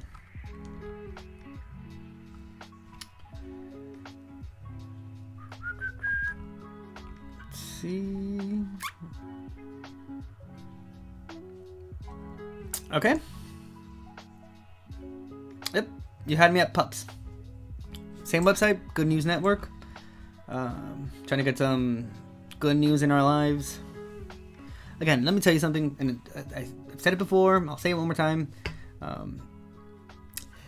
Mainstream media and sour people in this world, the Debbie Downers, love to make you think that the world's going to shit and, everything is so bad, which I'm not saying it's not. There's a whole bunch of bad things happening. But even in the midst of all those bad things happening, there are a lot of good people in this world. There's a lot of empathy. There's a lot of people that care. There are a lot of people that don't subscribe to these extremist ideas, either spectrum. There are decent people that are empathetic, that are understanding, that are pretty realistic and have their feet on the ground and can just do good for the world, even with the most minimum things. And I live by that, and even with all the bad things happening, we're not going to change my mind about it, because there are a lot of people there's a lot of people in the world, and the few bad apples don't speak for the majority of the people. So yeah, that's what I think. Let me know what you think in chat. Again, I'm not saying that there aren't bad people. It's just I don't want the message to be misinterpreted. But just as much as we can have the belief of there are bad people, I truly believe that there's way more great people in the world with great sentiments. Hell yeah. So, again, the title is Students Craft Stellar Resumes for Long-Term Shelter Dogs, and 6 of the puppies were already adopted. When schools partner with local nonprofits like this Albuquerque animal shelter, good news will not be far away. Teachers at Polk Middle School in the Albuquerque's South Valley reached out to the Bernalillo County Animal Care Center with an idea for how to bring attention to long-term dogs at the shelter so that they can get adopted into loving families. The wonderful collaboration began in the fall semester when the shelter sent photographs and notes about each of the hard-to-place pets to art students in Miss McCrady's class and to writing students in Miss Arriaga's class. The art class created portraits of the pooches, and young writers in language class came up with the first-person appeals, written in the voices of the dogs. The artistic and literary works were posted by each of the dogs' kennels, visible to all the visitors to the shelter. This spring, Mr. Beverly's 7th grade gifted class went a step further. After shelter staff provided folders of notes about the dogs and students crafted their quote-unquote resumes. The mission was to list all the skills and tricks that would make each dog a suitable family member. Uses doggy door, stays when commanded, comes when called. Thanks to the students, by May 17th, 6 of the dogs had been adopted. According to Animal Protection New Mexico Education Director Sherry Mangold, it was the Polk students' empathy and concern for shelter dogs that delivered so many of them into new forever homes. So let's see KOB4's coverage of the resume for dogs. Hey, listen, whatever works. A unique lesson plan at a South Valley school is really going to the dogs. Yeah, I would say so. Polk Middle School teamed up with the Bernalillo County Animal Shelter to help find forever homes for some dogs who really need them. Spencer Shaw caught up with some students who learned exactly what these dogs have to offer, Spencer. Yeah, Tessa, you could call it the perfect assignment. Now, Polk Middle School is a community school, so projects like these really highlight the partnerships they have with various organizations. Plus, it helps everyone in the community, whether they have 2 legs or 4. I have King. He's a black and white pit bull, and he's 3 years old. Bella Barahona is a 7th grader at Polk Middle School, and when she was first told about this assignment, the idea was a little rough. Have you ever written a resume before?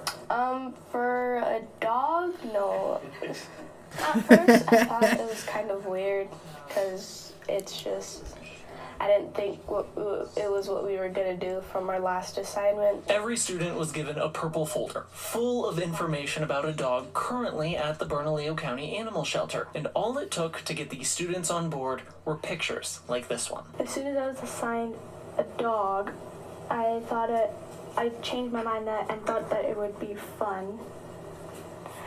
Just like, because I would get to learn more about a dog I haven't even met and help it find a home. I am delighted Knowledge. with what they're coming up Knowledge with. is power. It's very original and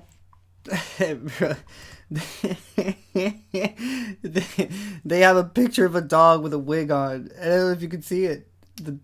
The dog has a wig, and it's a resume. You can barely see it. It's kind of faint, but hopefully they'll show the actual image. But I don't know if you can tell, over in the left-hand corner right behind the teacher, there's a computer screen, and you can see the actual picture of the dog there, and they put a wig on the dog. I mean, hey, whatever it takes for the pups to have a forever home. and that's what we're going for. While the students didn't get to meet the dogs they wrote resumes for, they did get a special guest on Thursday who delivered thank you cards from all the dogs they helped. We always welcome any type of engagement that we can get to help support any type of learning, any type of classroom instruction, and giving those opportunities even outside of the classroom. Want to send you a heartfelt thank you for helping in your special way to find a forever home for this pup.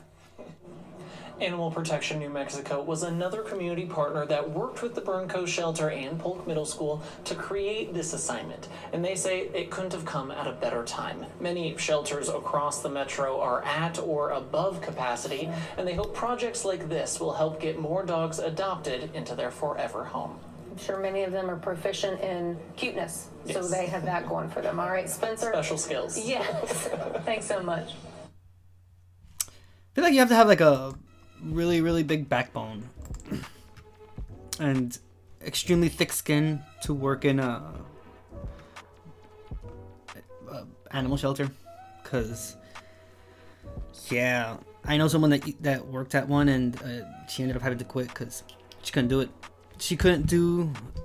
She just couldn't do the lack of empathy that a lot of people have towards animals and towards like pets, and like she just ended up leaving. I remember reading on Reddit, like right after COVID people started getting vaccinated and whatnot, and life started happening again.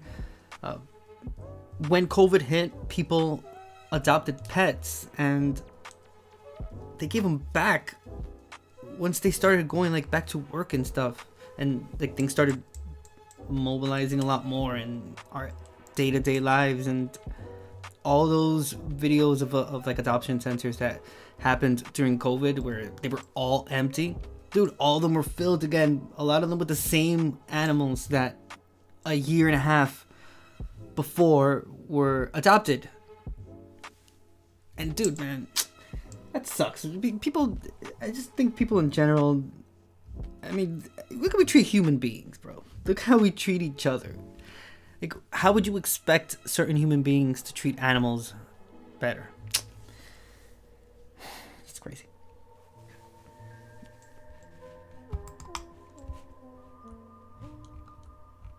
But good for them. And good for the initiative. Good for the kids taking steps to finding these pups a home.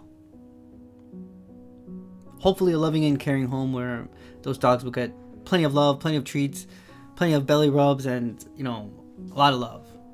Because,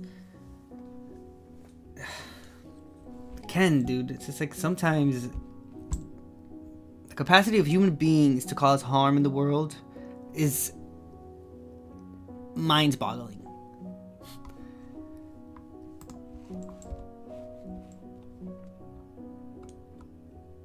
I can't even bring my I can only speak for myself, because obviously I only speak for myself, but I can't even bring myself to like killing like a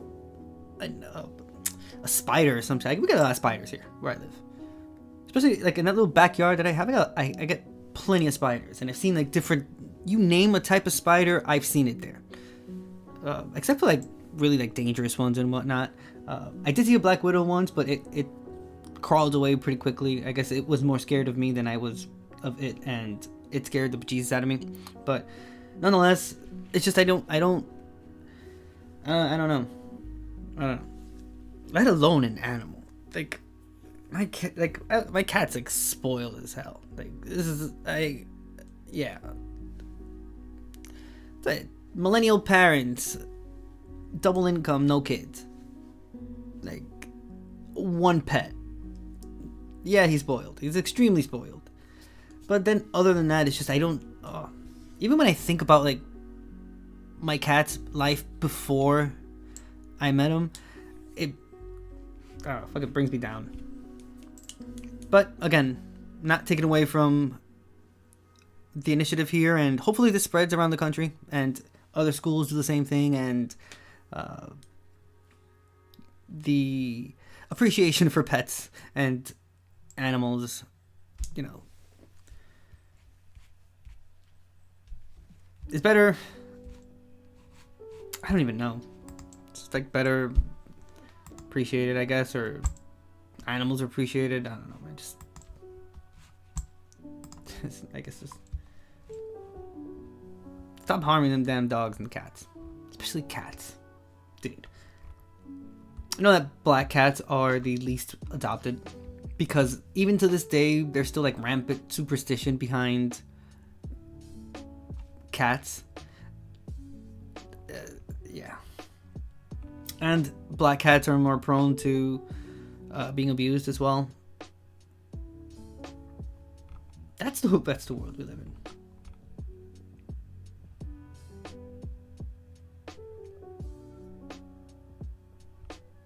See, I want to read something heartwarming, positive.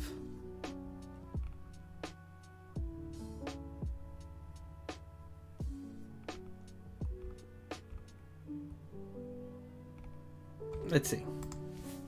This was published May 18th, 2023. Let's see. It says, Chinese scientists create way to 3D print ceramic engineering components suspended in air without support. Written by Andy Corbley. Published, like I said, May 18th, 2023. This is at goodnewsnetwork.org. And it says, in a warp speed technological advancement, Chinese scientists have developed mid-air ceramic 3D printing. The team from Jiangnan University has enabled ceramic curves to be freely extended in space without support, opening a panoply of additional applications for the already widely used technology of ceramic. Ceramics are used at high levels of engineering technology in aerospace, computer, and mechanical engineering because of their structural stability, wear resistance, and high temperature endurance.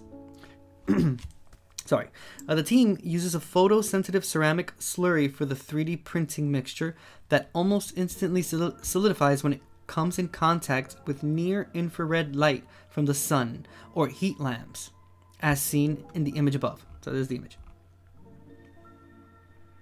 Interesting. And you can see that blue light that's there, or what the picture took as a blue light is intense. Oh no, it's a near infrared light, because that comes from the sun or heat lamps. So the printed curves can be freely extended in space without support. The printing process is smooth and continuous, without the need for heating or cooling, Professor Liu Ren said in the paper. With the new slurry, Liu Ren was able to print ceramic torsion springs at 3.5 millimeters thickness, which retained their shape in mid-air. Using near-infrared light can solidify certain ceramic structures at these thin dimensions, even at right angles, instantly upon exiting the printing nozzle, removing the need for support structures that can impede printing efficiency. Oh shit. Wow, they can apply this to, like, because I mentioned the ceramics are used in aerospace. Damn, they could do this like mid-space. That's a pretty big step, given the fact that there have been many occurrences in history where a lot of the problems that happen during like space travel is because of malfunctions of parts that are in like the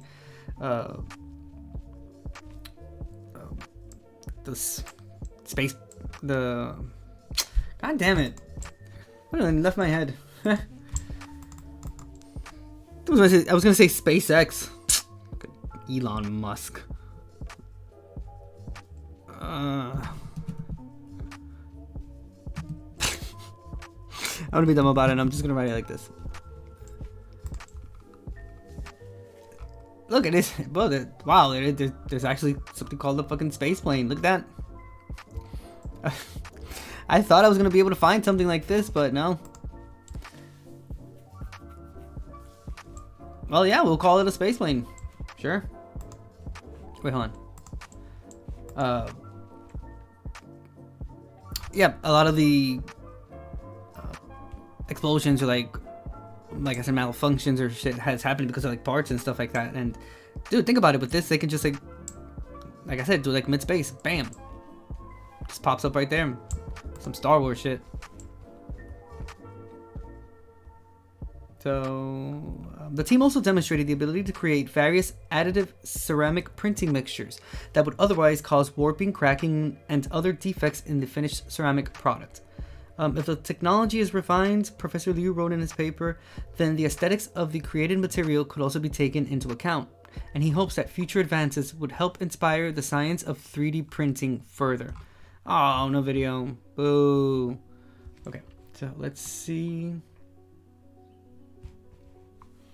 if I can take this part of the sentence.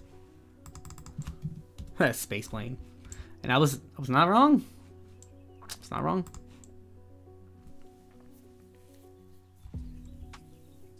So this is June 2019.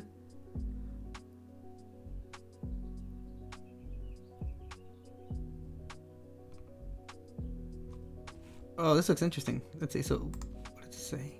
Sci-fi visionaries often paint alternate realities with awesome biological and technological advancements. Flying cars, lightsabers, human waste. Oh, so this is called We Can Now 3D Print is in Suspended Gravity. But this is from 2018.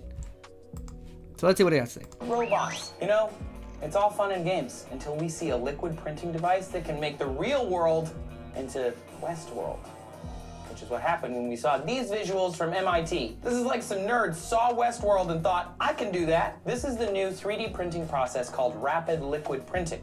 And like the robots in Westworld, spoiler alert, this evolves how we think about this technology. We're all likely familiar with 3D printing machines. We've got printers in many schools and libraries these days, and even though they're more widely accessible than they were even 5 years ago, traditional 3D printing still has limitations in speed, quality, and overall size.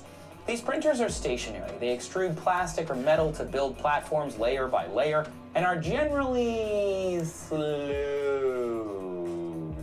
They're slow. Since the popularization of the 3D printer in the last 15 years, we've seen at-home model making, specialized auto parts, and even shoes come out of these devices. But making 3D thingamabobs ain't easy. Creators have to build support structures to keep large creations from collapsing or add extra bits that need to be cut off after printing, not to mention all of the moving parts inside of the machinery itself. And this is where rapid liquid printing can help. It's faster, it eliminates the support structures, and instead of a flat surface, the gel provides 360 degrees of suspension and support for what is being printed. The printer is essentially drawing in 3D space, eliminating something else you might not have thought about when it comes to 3D printing: gravity. Plus, it looks cool, and it's fast. According to my sources at tested.com, it could take anywhere from 4 hours to 2 weeks to print this. The RLP printed a tabletop in 10 minutes. And speed is not the only thing that makes this printer different. The real secret is in the liquid gel. Depending on the gel's composition, creators can produce high-quality substances, even metals. The molding sets within the gel and then hardens thanks to the chemical curing agents already inside the tank. And boom, you can bust out a table, no long wait, no extra steps, easy peasy. Dude, could you imagine like how this could be used for like the medical field, and how, let's say for example, a doctor could have like a literal like 3D like liquid printing, and they could, I'm guessing, custom make right there anything that they would need for a surgery that they're doing, or I don't know, they're doing like a like something, they have to put like a metal in your body or something like that, or whatever, or like whatever the case may be, you're getting like knee surgery or something. They could now create things, if that were to be the case, that it would get to that point. Like they could create it like right there, and it would be completely custom for you in a matter of 10 minutes. And again, this is using liquid. The article that we talked about, as I'm talking about like midair. Dude, it's crazy. Again, the power of technology. It's just pretty amazing. Pretty interesting too. And what's best is that with a big enough tank, there are no scale limitations for this method. You can even make something life-sized. But really though, this process isn't coming for Westworld yet. Rapid liquid printers were made with customizable furniture in mind, but ultimately they might be the cornerstone to opening new production prospects in automotive and aerospace industries, where fast, large-scale manufacturing is vital. But as cool as that is, can't we all just agree that we need robots fighting it out in an idyllic Western setting? Like we just need that in our lives. If you like science in your day, don't forget to subscribe. Love science. All day, every day. Wow, that's pretty awesome.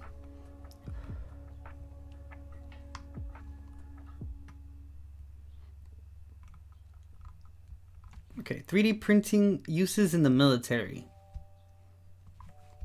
Because of course.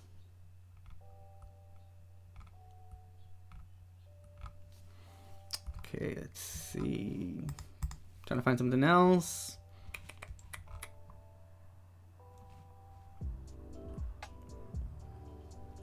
This one 2015, 2017.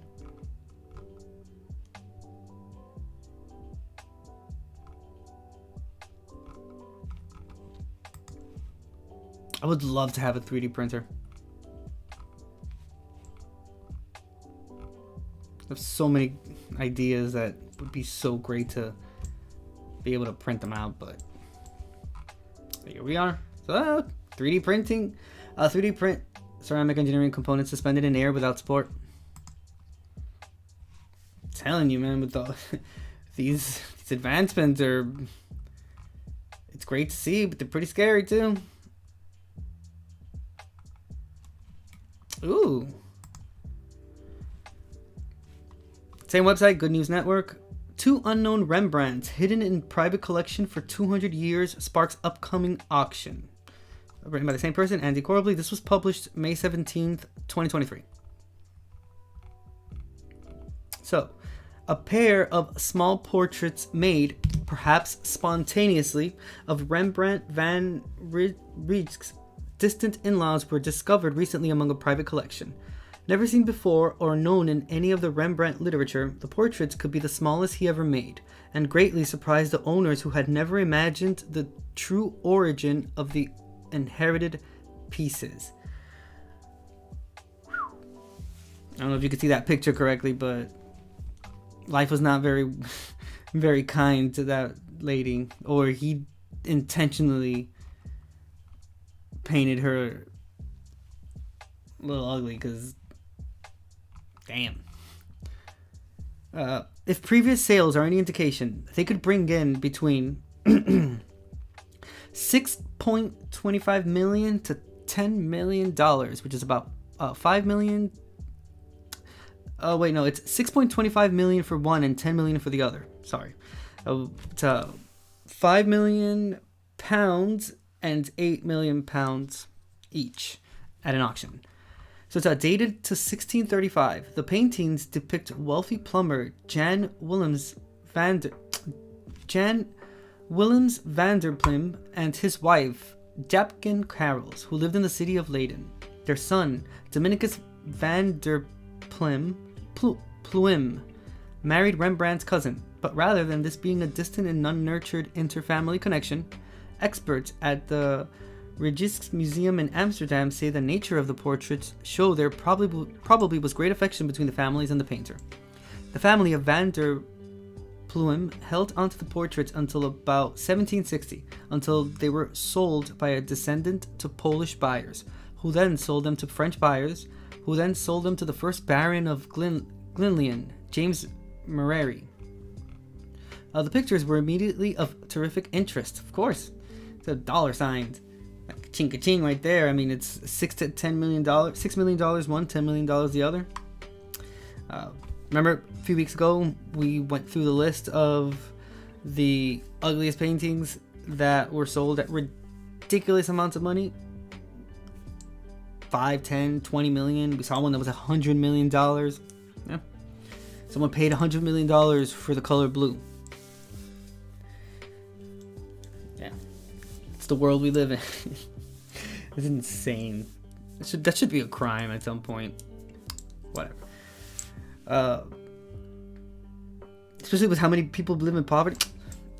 The pictures were immediately of terrific interest. Okay, Henry Pettifer, International Deputy Chair of Old Master Paintings at Christie's Auction House, told CNN, adding that the owners were also taken by surprise. I don't think they had looked into it, he said. They didn't have expectations for the paintings. They are set for a pre-auction tour of Amsterdam and New York, before a final stop in London ahead of the sale. What's extraordinary is that the paintings were completely unknown.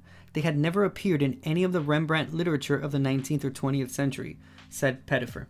They are not grand, formal commissioned paintings. I think they are the smallest portraits that he painted that we know of. People still buying it. People still paying all that money for it. It's crazy. Alright, let's check out this website. ScienceFocus.com. Sure. And I'm only doing it because of science. You already know what I'm going to pick, right? Because if you don't, you know damn well I'm picking this one. The title says, oh my goodness. It says a very cute science of why cats need. No. Reading off of sciencefocus.com. This was written by Thomas Ling and it was published May 20th, 2023. Spoiler, it's all your fault. Right, I can take that. As several million videos on the internet will attest, cats are weird. Very, very weird. So, particularly if you're the owner of a furry feline, chances are you've had serious questions about some of their behavior. Questions such as, why do cats need? The answer, despite what you may have heard, scientists aren't completely sure at the moment. Needing is a really interesting behavior in that it hasn't been researched in depth scientifically, says Dr. Lauren Finca, cat behavioral expert from Cats Protection.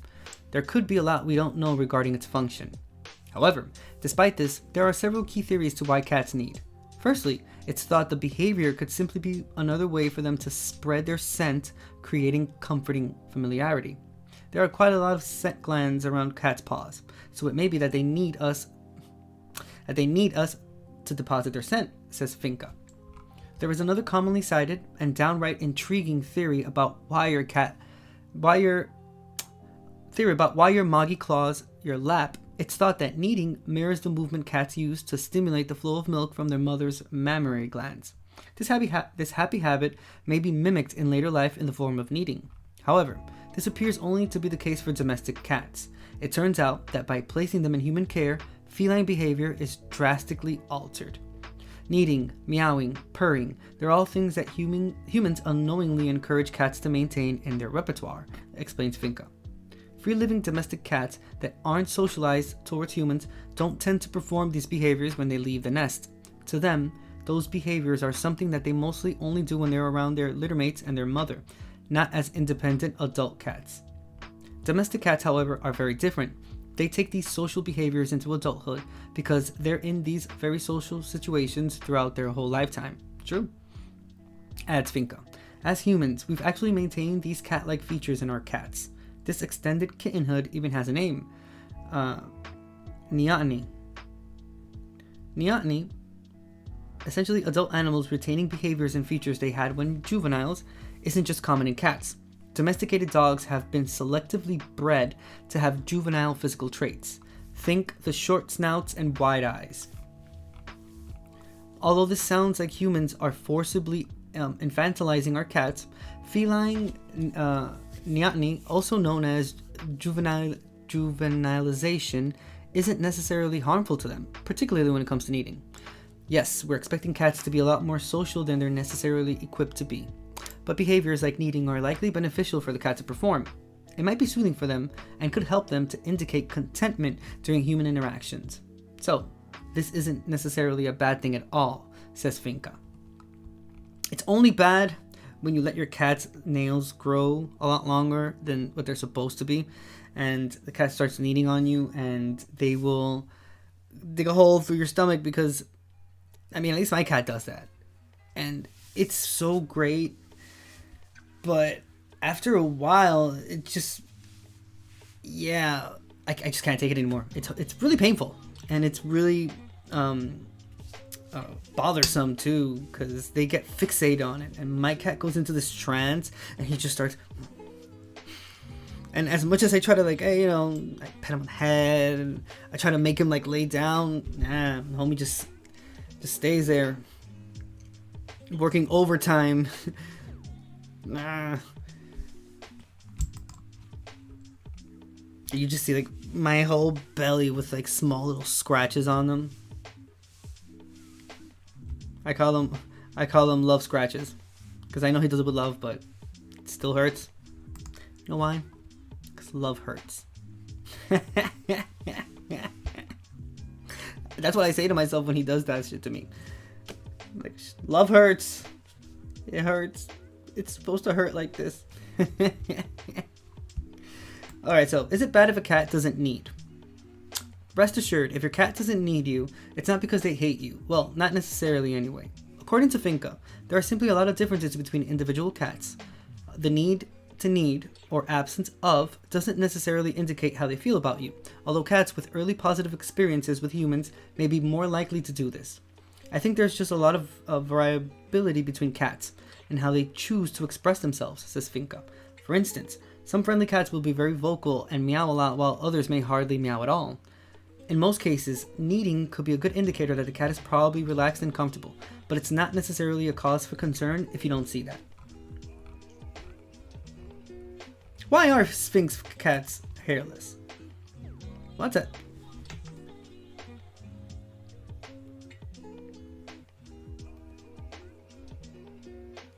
Call me by surprise. I mean, you do. You can say what you want. But look at those eyes. Wow. It's like a universe. Just like displayed in those eyes. I'm going to try to put it a little bigger so you can see it. Bro. That's beautiful. But why are Sphynx cats hairless? This was written by Holly Spanner, and it was published on a date that is not listed here, so who knows. It says the Sphynx cat has been around since 1966 and hails from Toronto in Canada. Has been around since 1966. Maybe that's a typo. Maybe it's supposed to say 1696. Because 1966, that's only like 50, 60 years ago. So, Sphynx cats are famous for their lack of fur and distinctive wrinkles. They are the Marmite of cats, with most people falling into the love them or hate them camps. It's perhaps not surprising that Sphynx cats are sensitive to the cold and prone to sunburn in the summer, so most are indoor-only cats. They require regular bathing, as oils that would normally disperse along hair shafts will instead accumulate on the skin of hairless breeds. Wow. Sounds like a lot of work. Contrary to popular belief, Sphynx cats are not completely hypoallergenic, as they still produce skin cells, or dander, as it's often referred to. However, the lack of hair may be enough to reduce an allergic reaction for allergy sufferers. But why don't Sphynx cats have hair. So it's due to a mutation in the gene that is responsible for providing hairs with their keratin protein as they emerge from the follicle, said Charlotte Corney, zookeeper and founder of the Wild Heart Trust. The hair is formed, but it has a weaker structure and becomes easily damaged and dislodged. Sphynx cats were originally called the Canadian hairless, as the first recorded appearance came from Toronto in 1966. See, there you go again with that date. It sounds very recent for an animal that has been around for quite some time as a cat. So, was...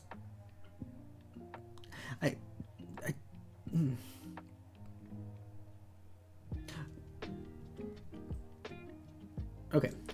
When a domestic cat gave birth to a hairless kitten, later discovered to be the result of a natural genetic mutation, the cat was aptly named Prune and began the first hairless cat breeding program. Man, is there a video about this? Please, please, please, let there be something that we can watch.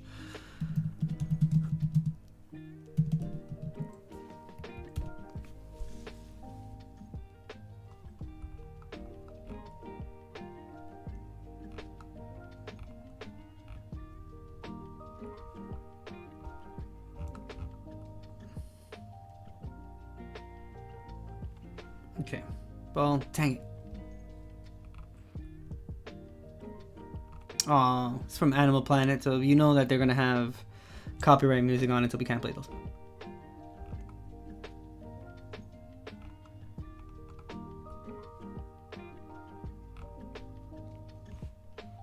Okay.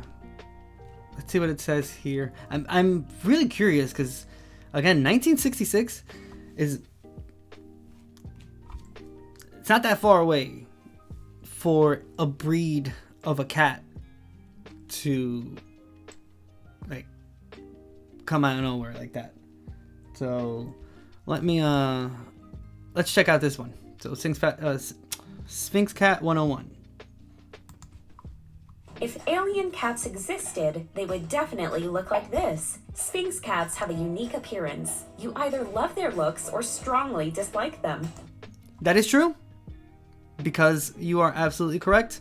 The idea of I think that's where it came from, or not it, but the lore behind Sphynx cats was because they were supposedly during like Egyptian times and whatnot. But it's true, that could be just a Hollywood scam. It's not to say that cats didn't exist during that time. It's just that it was a specific cat that from that cat is where a few of the breeds that we know now originated from. I think it has like a specific name. Okay, so breed of cat in ancient Egypt, Jesus, is the Abyssinian.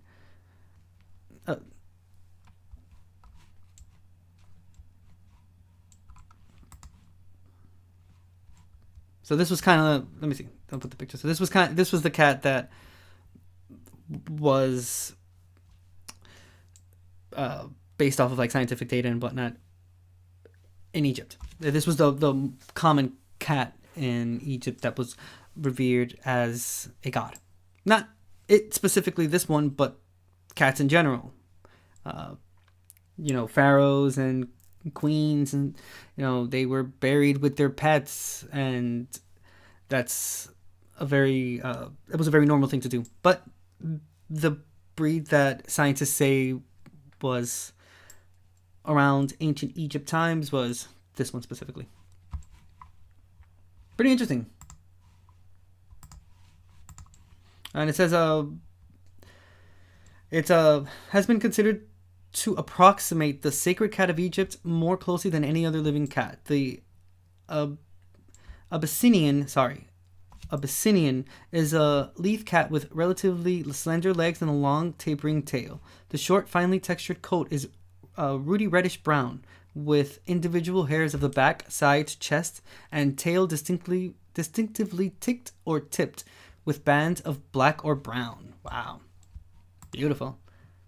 Not to be confused with tabbies and like orange cats and stuff, because specifically orange cats originated during the Viking times. Actually, orange cats are the works of like Vikings did. They were their buds. Boom. That was the breed of cat that was always found on Viking boats and whatnot, and ships when they used to do like raids and whatnot. Pretty interesting, dude. History is so awesome, especially when you start. Well, you know, when you started reading about history of cats and whatnot. I'm just trying to see something that I want the actual history, and they don't have anything about prune. Let's see, do we have anything here? Maybe there's like an image.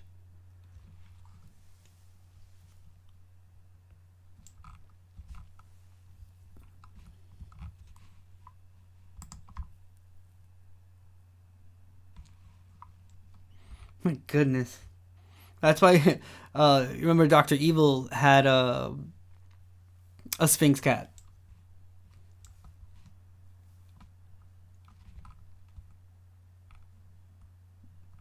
I'd be pissed too if I would look like this.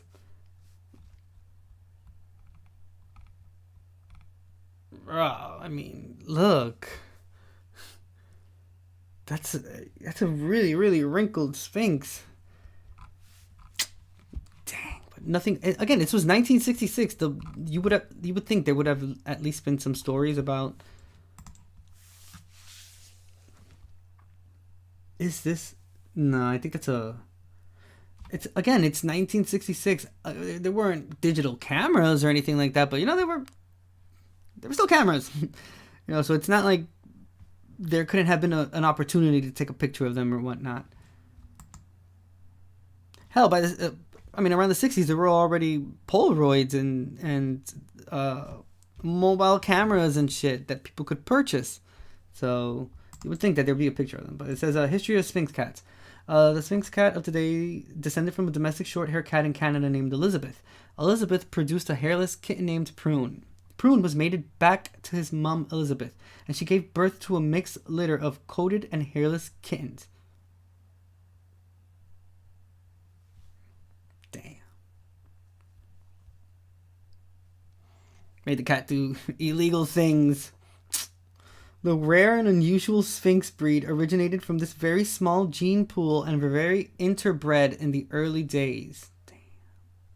Stony Hill now runs an outcrossing program to strengthen the breed and expand the gene pool. The Sphynx cat, although described as hairless, has a very short downy coat which can often be hard to see or feel. They usually have some short, soft hair on the bridge of their nose, muzzle, tail, ears, and feet, and they are very warm to the touch. Sphynx kittens are born with a soft, downy coat and are very wrinkly. When they mature, they should retain their wrinkles, especially on the face and neck. Sphynx cats have very large ears and a muscular body with a broad chest. The face is broad, with large lemon-shaped eyes. The tail is long and thin as are their toes. See, the Sphynx are renowned for their loving and affectionate nature.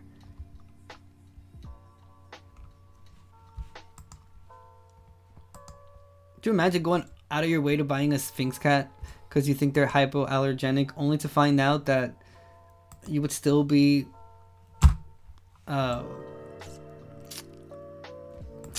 allergic to them because they still produce that dander on them? Which, let me tell you, if you have a cat and your cat has a lot of hair, dude, you know exactly what I'm talking about. When that dander gets out of control and just it gives really bad allergies, just as much as pollen does. Oh yeah, so one thing you have to keep in mind with cats, obviously not this one because you don't have to do it with this one, but with cats with hair, you have to brush that shit as much as you can, because if it accumulates that dander with that oil and whatnot, bro, you're in for a few days of just constant sneezing. It's as bad as like dust balls and stuff like that. Oh yeah. So, this genetic mutation can occur in cats naturally, but selective breeding for this trait since the 1960s has produced the Sphynx breed. Some Sphynx cats are completely bald, while others have short, downy fur over their bodies or in isolated areas, said Corny. Oh, look how proper this Sphynx cat looks. Specifically, the recessive mutation is in the keratin 71 gene, which is KRT71, which plays a key role in hair formation. It's part of a family of type 2 keratins that are present in all mammalian epithelial cells. Okay, these are cells that line the surfaces of the body, acting as a sort of safety shield. KRT71 encodes a protein that is expressed in the inner root sheath of the hair follicle. When a gene is expressed in biology, it's essentially turned on. Instructions in the DNA are converted into the structures present and operating in the cell, causing the body to produce proteins in its code. Clever. So the KRT71 gene is responsible for the hairless Sphynx cats, but it's also it can also mutate to create curly hair, like the dog that we're seeing here. Other phenotypes, a set of characteristics or traits of an organism, have been recorded as a result of mutations in KRT71. Previous studies have found that this gene is also responsible for curly, wavy phenotypes in dogs, mice, and rats. Let's see.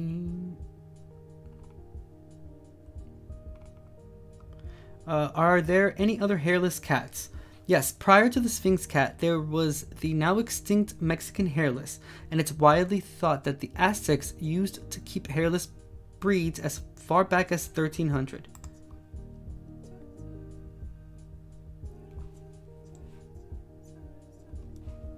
Lost breeds: Mexican hairless or Aztec cat. Let's see. In 1902, a couple from New Mexico received 2 hairless cats from local Pueblo Indians. It was claimed that these were the last survivors of an ancient Aztec breed of cat. Shit. The Mexican hairless cats were litter mates and noted to be 25% smaller than local short-hair cats. They were normally whiskered and seasonally coated, growing a ridge of fur down the mid-back and tail during the colder seasons. The male, not yet sexually mature, was killed by dogs, and the owners searched for a hairless mate for the female. In fact, the loss was avoidable. The female could have been bred to similarly shaped domestic cats, and the offspring back crossed to their mother to reestablish the hairlessness trait. Some Game of Thrones shit. The female cat was sold as a pet, and remote possibility that some later occurrences of random hairlessness... Oh no, wait, hold on. Okay, was sold as a pet and possibly exported to Britain or continental Europe in 1903, where she was exhibited, but apparently not bred. In 1902, enough was known about livestock breeding to have made this feasible. They resembled the modern Sphynx, but were later less extreme in face shape. There is the remote possibility, there we go, that some later occurrences of random hairlessness trace back to this female, since pet cats were not spayed in the early 1900s. Bruh. What the hell?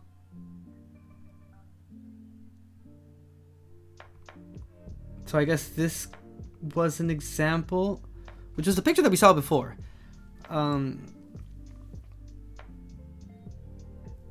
Of what they could have, I guess, possibly looked like. Or maybe this is the actual picture of the 2 cats. Because coincidentally, it was in 1902.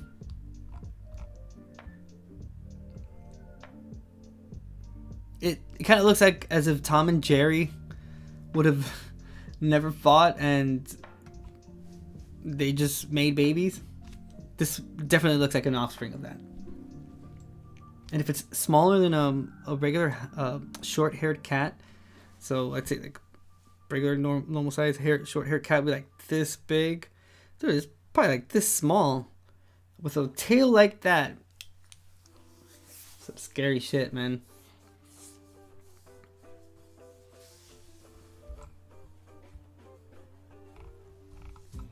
Any other example?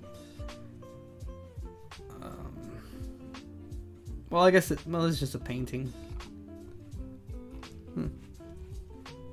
Interesting. Wow, I didn't know that at all.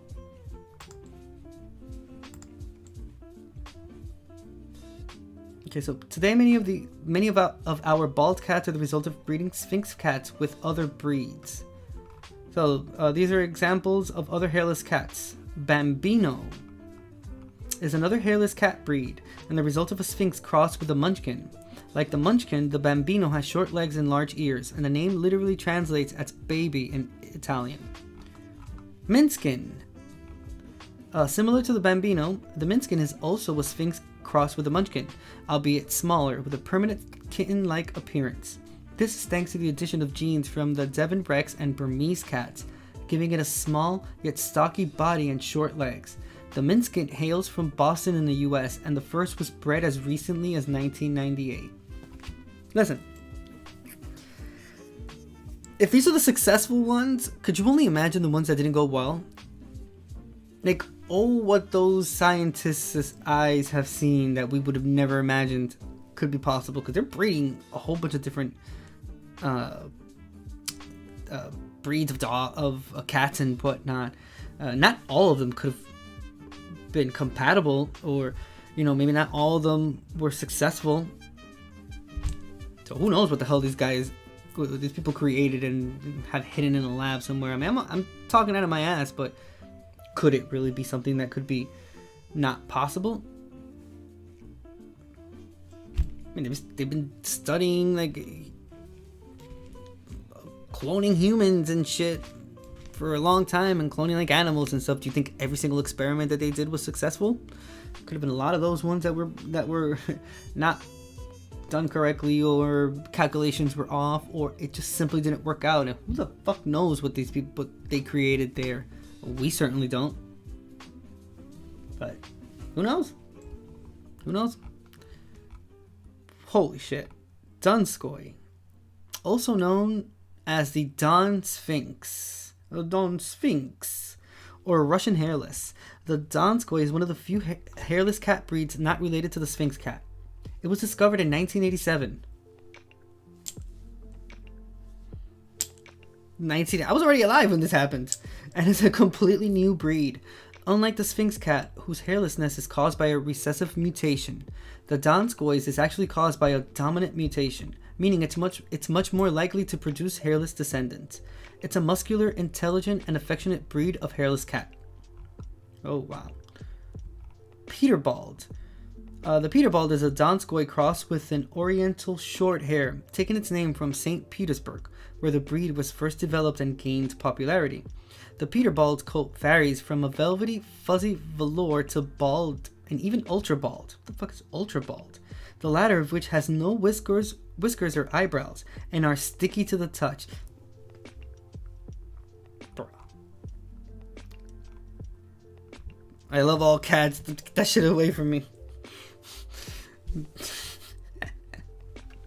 I mean, I'd take care of it if it's there, but I wouldn't actively go out and look for it. Ukrainian Levkoi has inward folding ears and is a result of breeding a Donskoy with a Scottish fold. This breed of hairless cat exhibits notable sexual dimorphism, with the males growing to be bigger than the females. Elf. My goodness, dude.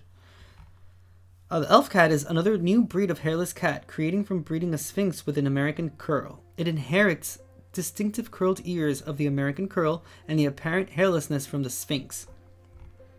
Boy. Dwelf. If Dobby the house elf was in cat form, this would be it. The Dwelf. This hairless cat is a mix of 3 breeds. Come on now. The Sphynx, Munchkin, and American curl. As a result, they have a long body and a bit of a dachshund. So, you know what's really interesting that I would love to know about? Because they mentioned one of these breeds being discovered in 1987. What other animals, what other species of animals have been discovered since I was born? So, I was born in the 80s. Let's see what Google has to say about it.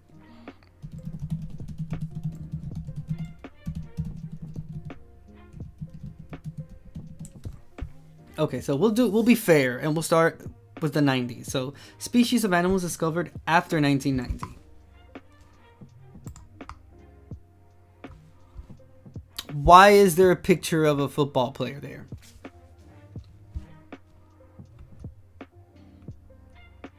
Wow. Only in 2021, museum scientists discovered 552 new species. Well,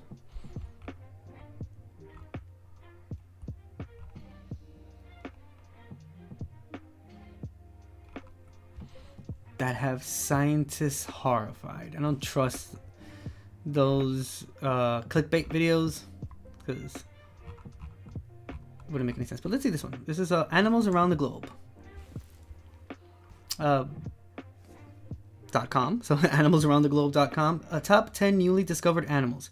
Last updated February 26, 2023. So let's see. Dumbo octopus at number 1. So number 1 of the top 10 newly discovered animals is a species of octopus named Grimpoteldis,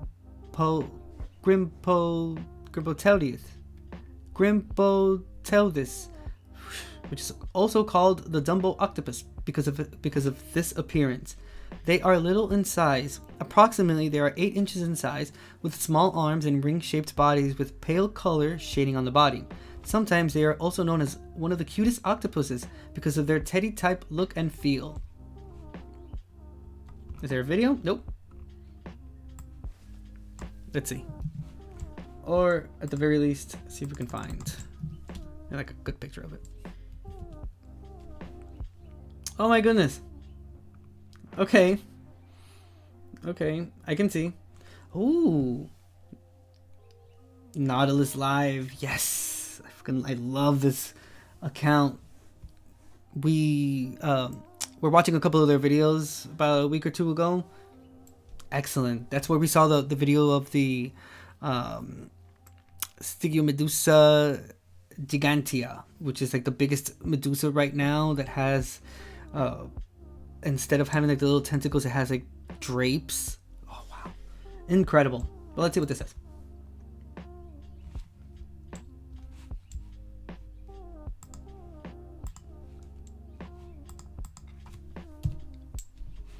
Let's see if it says if it says Nautilus Live, it doesn't have copyright on it. But if it says redone or remaster, it's the same video, but they add like copyright music to it to make it like a little better. But this video was called "Shy Octopus Hides Inside Its Own Tentacles." Sorry.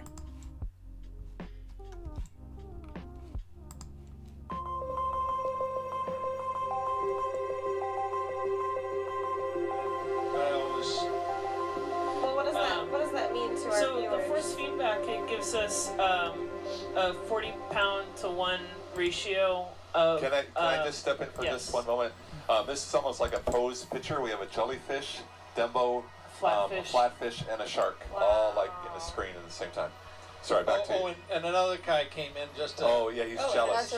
We got another flatfish that came in. He's trying to sneak in. Do we want one more zoom on the Dumbo before we take off? Oh yes. Might as well, right? Might as well. We're here. Yeah. Oh, hello there. No, look at him. Oh, that's awesome. Oh my goodness. Wait, you can extend out and get even closer. You extend out. You can see his little suckers. Oh, I'm already extended. Oh, you're extended, yeah. And you know, octopus have a beak so for a mouth. with his It's really ears. cool. Oh, And their relative squid, Nautilus fall into their classification. I mean, not us as the ship, but Look at him. Cephalopods. Dude, what a Did cutie, you know man. that the brain is wrapped around the esophagus? Oh wow. That's Shit, I didn't know that. so weird. So they can think their food down? Or the other way around. Hold on, now I'm getting confused. The brain is in their esophagus? Yeah, the brain is wrapped around the esophagus, so they shouldn't be swallowing anything too big or they'll explode their brain. Oh, leave me alone. I don't want to be on camera. This is what scientists Y'all got me do fucked up. Sorry. when we're really excited. They ink? Totally normal. No, we don't ink. All right. All right, let's take off and let this guy go back to his dark world. Dude, that's all they do. Hey, little fella, fly, be free. And just they look at like sea life and whatnot. Put that They spend the whole day, and all they do is like commentaries, and they laugh about it and whatnot, and they're just showing off like different sea life animals and whatnot and creatures. It's really interesting. Anyway, back to the force feedback. Oh, I forgot I even asked that question. Love it. Absolutely love this account. I'm going back to the list because if I start clicking on these, we're just gonna do like the rest of like half an hour of just going through their videos because it's extremely interesting. But Nautilus Live, you can subscribe to their YouTube channel. Excellent content. So there's that Dumbo octopus, and we already know that it's a shy creature.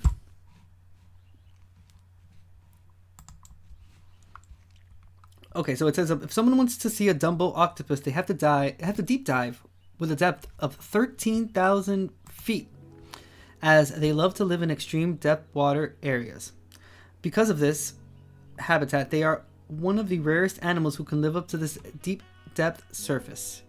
Actually, just be a little bit more right there.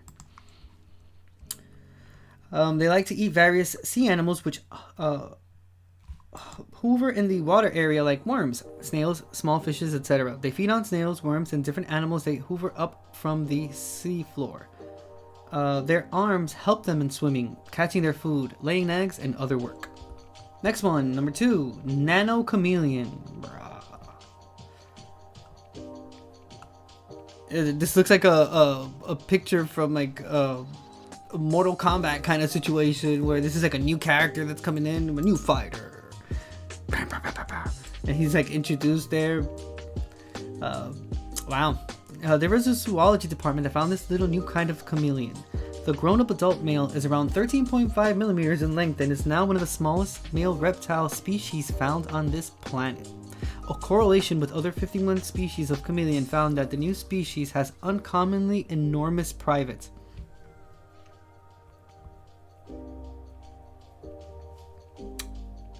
Thank you for that information. The review was distributed in many published papers and other research documents or reports. A group of German scientists and Malagasy scientists are working closely in the north region of Madagascar to get the title of one of the world's smallest reptiles. They are called Brachysia nano. That's the scientific name for these nano chameleons. They are around 13.5 millimeters long, and including the tail, they are 22 millimeters long. Male nano chameleons are known as one of the smallest male reptiles in the world and are the high vertebrate species as per the research work. Female chameleon is around 19 millimeters long, which is more significant than male, and their total length, including the tail, is around 29 millimeters. This habitat is very small in range, and their conservation is very hard due to their size, as they are very small, so they cannot be easily found, or, if found, cannot be easily recognized. So, let's see what our friend Nano Chameleon looks like.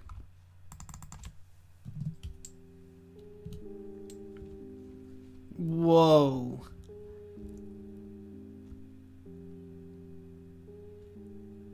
Is the size of a sunflower seed.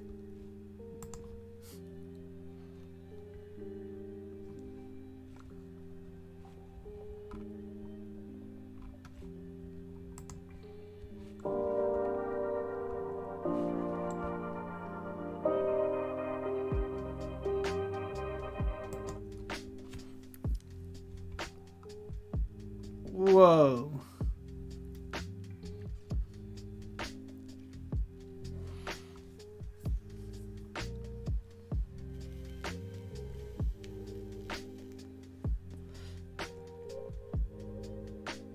Wow, that's a great picture.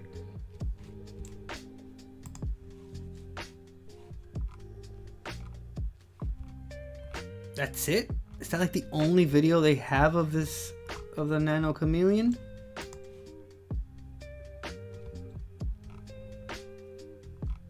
Yeah, I guess so.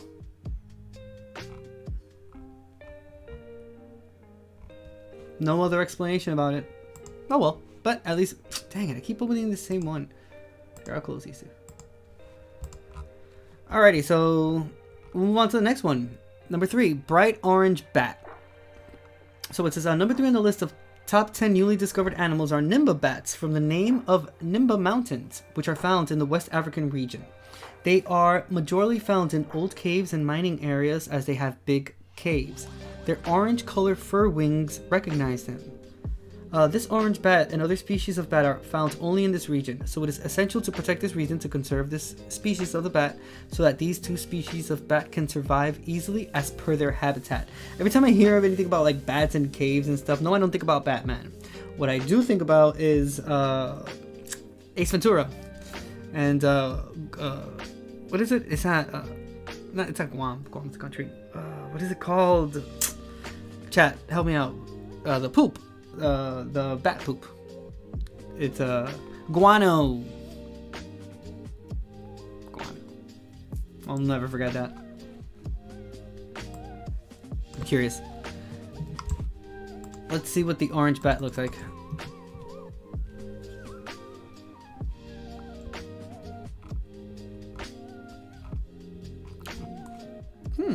Nothing is popping up. So let's see maybe if we can look for... Alright, so Nimba bats. Sorry, and not orange bats. It's Nimba bats. Okay, so let's see. Okay, so this is CTV News. There's a new bat. Well, it's new to us anyway. It's been here all along, of course. But oh my goodness. Had no clue it existed until now. Conservationists often pointed out that we can't save species if we don't even know they exist. And in many parts of the world, we barely have a handle on what kinds of animals are out there. That is what sent biologists from Bat Conservation International to the Nimba Mountains of Guinea, West Africa. There, they set up traps at a mine on top of a mountain with a pretty good idea of which bats they should probably expect to catch. But they were blown away when a totally unknown bat. Is it like a pun intended there? Is orange, but I see what he did there. It's awful, lighter, but close to the skin. Its wings are black with red along the fingers, and the face is adorable. It's a beautiful addition to the roster of more than 1,400 different kinds of bats we know about in the world. And its name, Myotis nimbaensis, after the mountains where it was found. As far as we know, this unique species is probably only found in that one place on Earth. So now the challenge is to save them and whatever other creatures might be hidden in the mountains of West Africa. For ctvnews.ca, I'm... Great video, horrible background music. Just couldn't find anything else to put. It sounded completely like off, like beat and whatnot. It definitely didn't have didn't follow like a certain like rhythm and whatnot. So next one, Rice's whale. These whales are called the Bay of Mexico whales, also known as species of baleen whales found in the north region near the Gulf of Mexico. When they were first found, they were known as subspecies of bride whales, but later on, their genetic and skull study created a difference, and they are found as species of baleen whales. Their body is smoothed out and smooth, with a consistently dim charcoal dark dorsal area and pink color from the undersides of their body. Wow. Some significant factors help recognize rice whales and create a difference from bride whale species. There are 3 points in the height of the head. These species can be easily found with the help of their nasal bone, which have deep holes as they have wrapped in the front face bone. So let's see. Bay of Mexico whales.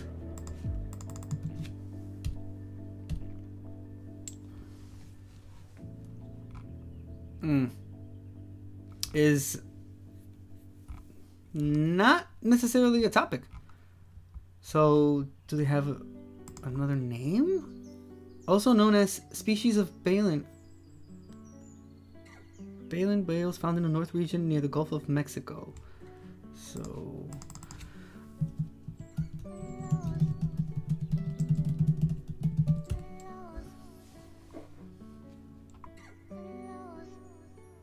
okay.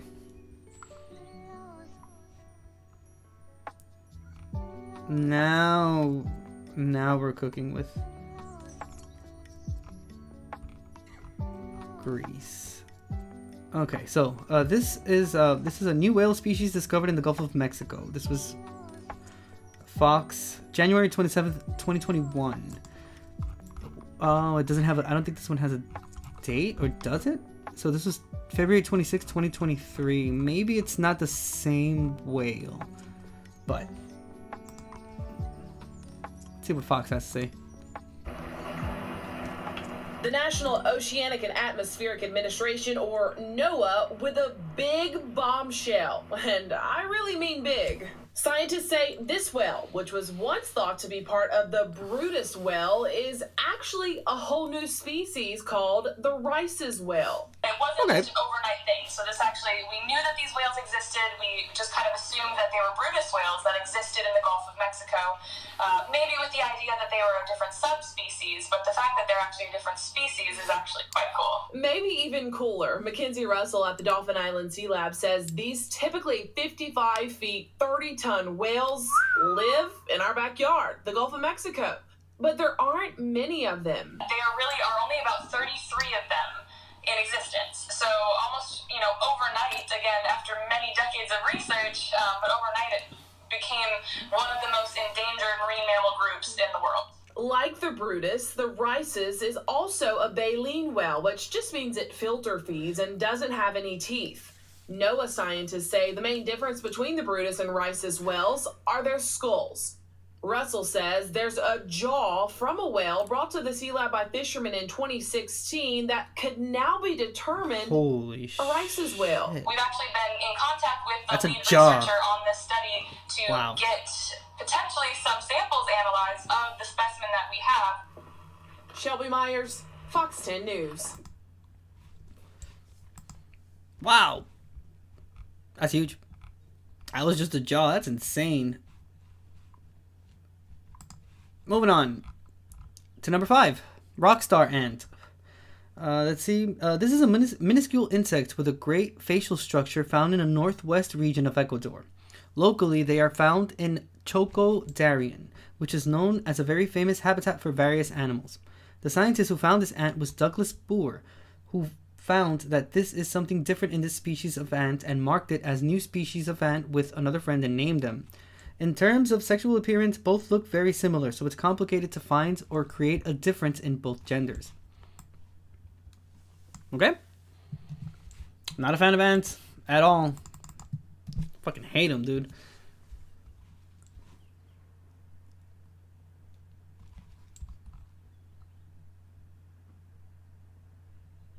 What?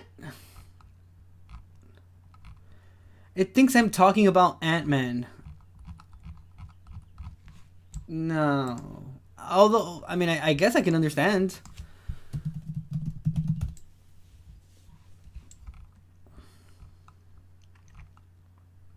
No, I guess we're not going to be able to watch a video about it because there's nothing. I guess it's this one?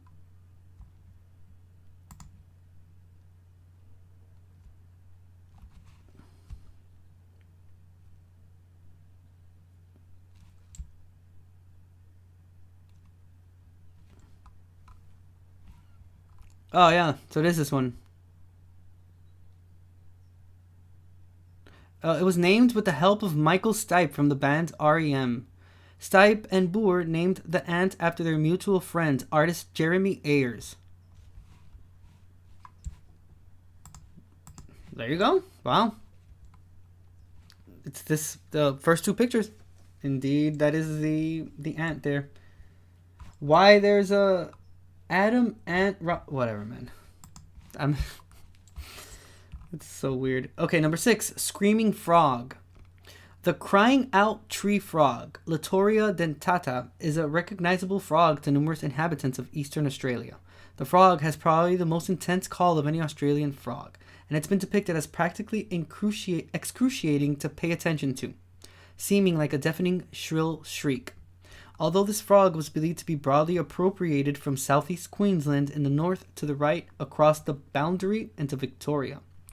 Nonetheless, Lake Cooperative Exploration, including investigations of accounts submitted to the Australian Gallery's Frog ID undertaking, has uncovered that the species is not one, yet 3 species, albeit comparable apparently, and in their puncturing calls. The frogs are hereditarily altogether different, and 2 new species are currently experimentally perceived in Australia. Oh boy.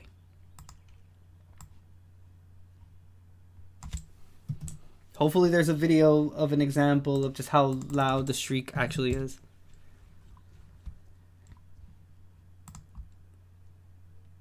Okay, so let's see.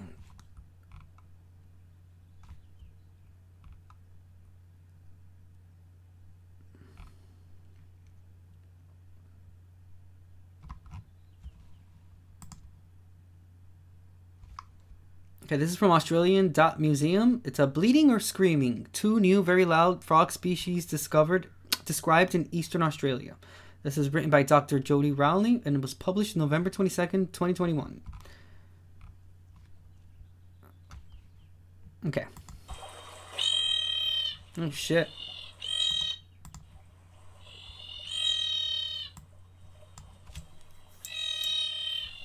That's not so bad.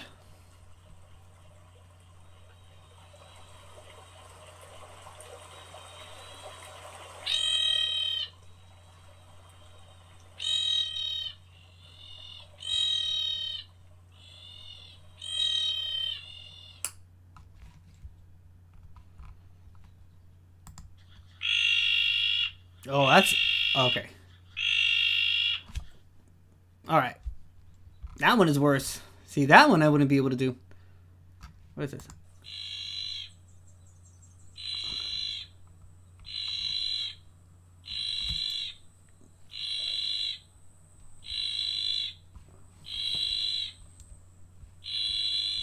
Sounds like a cricket. That one's it's a little too low for you.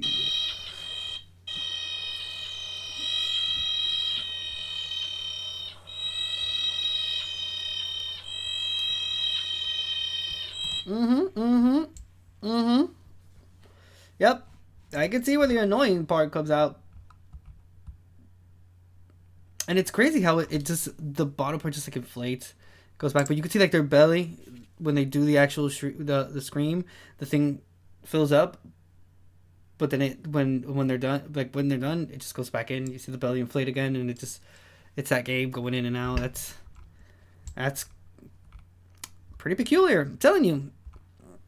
If you didn't think nature has a sense of humor, this should answer your question. See, look at this. Bro, how weird is this? Man, I want to see this top one again.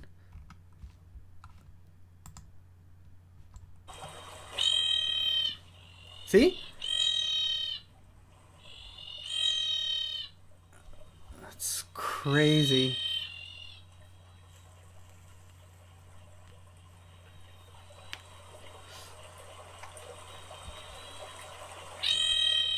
Man, the human part of me, like the just kind of was like pop it. It's so mean, dude. But yeah, I think the bottom video, you can notice it a lot more because the shriek is a lot. It's more continuous, so there isn't that little pause that first video has. So it's only 5 seconds, but yeah. That frog sounds pissed. I think that's the last one on the list. Oh no. It's 10. Sorry. So, number 7. Kukri snake. Whoa. Dangerous looking. This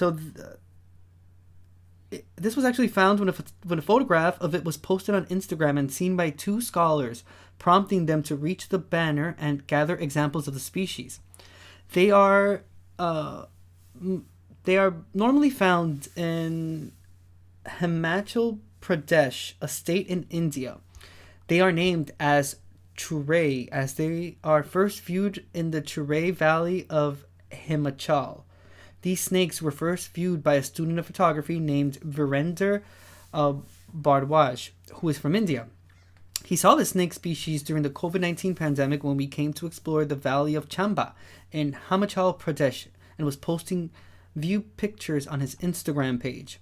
The two scientists, saw his picture on Instagram. One scientist, Zishan Mirza, and another is Harshil Patel, found that it was a new undefined snake species. They reached the student and found both male and female species of these snakes near Tanay Kothi in Churai Valley. It was June 22nd and June 25th when the scientists caught them separately.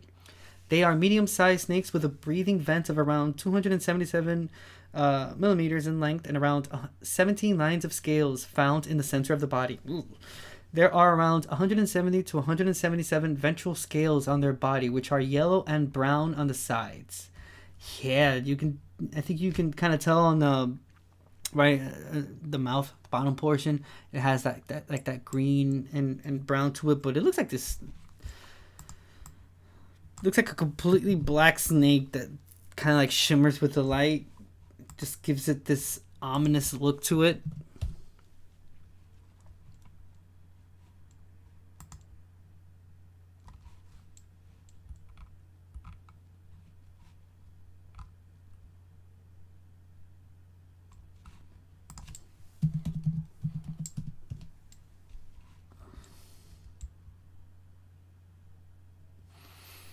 Well, at least it's non-venomous. Let's see.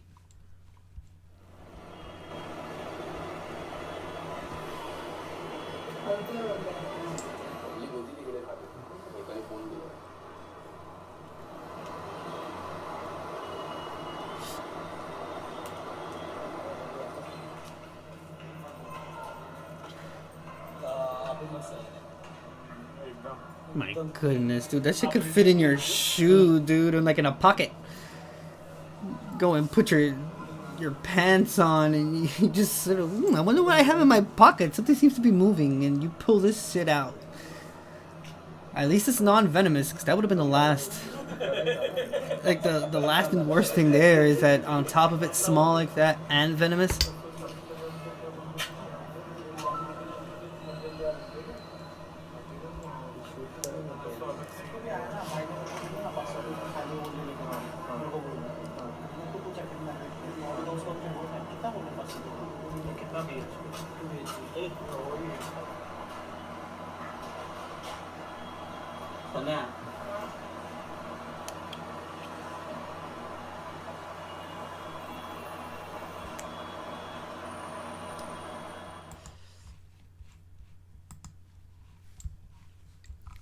Nature's something, I'll tell you that much.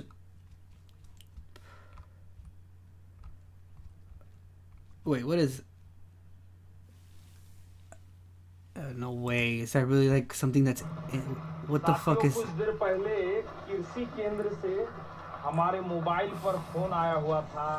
Another language I wish I spoke. Man, I'm lacking. I only know Spanish and English. I should... I have the desire to want to learn all these different languages. I would love to know what this person is saying, and it doesn't have closed captions on them, so I'm the only one lacking on this, because there's like Duolingo and all this. इससे पहले भी sir लोग 2 बार हमें phone किए थे, दोनों बार गेहूं सांप ले गए हैं, और इस बार फिर हम आए हुए हैं Purulia. That looks like DR, bro. What? कृषि केंद्र रघुनाथपुर विधानसभा। तो चलिए देखा जाए कौन सा। हाँ। देखिए 2-3 दिन से हम टाटा में थे। टाटा का जो जन्मदिन दिवस था वहीं हम मनाने के लिए। Okay, I think the owner of the account is a snake saver. अच्छा काम है सांप रेस्क्यू करना, man. लेकिन what is this person gonna show? ये इंस्ट्रूमेंट हम चाहते हैं कि होली से पहले ये भैया जो हमारे हैं, क्या नाम बताए थे भैया? अभिषेक भैया को देना चाहते हैं। ये 5 फीट का बहुत जल्द मैन्युफैक्चर होकर इनको दिया जाएगा। और हमारे साथ एक वरिष्ठ स्नेक सेवर जो भोजूडी से मिलने के लिए आए हैं, हमारे गेस्ट हैं, ये भी स्नेक रेस्क्यू करते हैं। तो आप लोग क्या बता रहे थे कि अजगर डाल Damn, I'm in wearing that red hair like that. भाई थोड़ा दिखलाइए कहाँ कौन अजगर बोल रहा है. Oh wow, okay. बोआ है, अजगर नहीं है. और एक कुकरी स्नैक है. रुकिए. ये वाला जो है ध्यान दीजिएगा. अजगर का मिमिक्री करता है. ध्यान से देखिए. दिखलाइए एकदम कैमरा में. ये अजगर का बच्चा नहीं है. थोड़ा सा धूप में. हाँ, ये अजगर का बच्चा नहीं है साथियों. ये सेंट बोआ है. इसका नाम है सेंट बोआ. इसे गांव के भाषा में थूथर सांप भी कहते हैं. और क्या पूछ रहे थे आप? क्या वर्ल्ड में सर कोई सांप दूध नहीं पीता है. जिस प्राणी का जीभ फटा हुआ है, इंग्लिश का भी की तरह है, वो प्राणी अपने से चूस नहीं सकता है, खींच नहीं सकता है. इसलिए वर्ल्ड का कोई सांप दूध नहीं पी सकता है. I don't know, maybe just based off of his like body language, I think maybe he's describing like the venom that the snake has, I guess. And like based off of like his hand gestures and whatnot, I think maybe this is a venomous one. But the title of the video says kukri snake and sand boa, so I think this is the sand boa because they did say boa before, so might be that one. And I think he's explaining the poison in it, I guess. साथियों, एक कब्र पर लिखा था, किसी को क्या इल्जाम दूं. दोस्तों, जिंदगी में सताने वाले भी अपने थे और दफनाने वाले भी अपने थे. हर वो कामयाबी हार है जिसका मकसद किसी को नीचा दिखलाना है. तो हम चाहते हैं कि आप सर पकड़िए. जब आप 5 फीट से आप चाहते हैं आप देखिए. Yeah, look at his face. Yo, my man was like, "Are you out of your mind, bro?" लाना है. तो हम चाहते हैं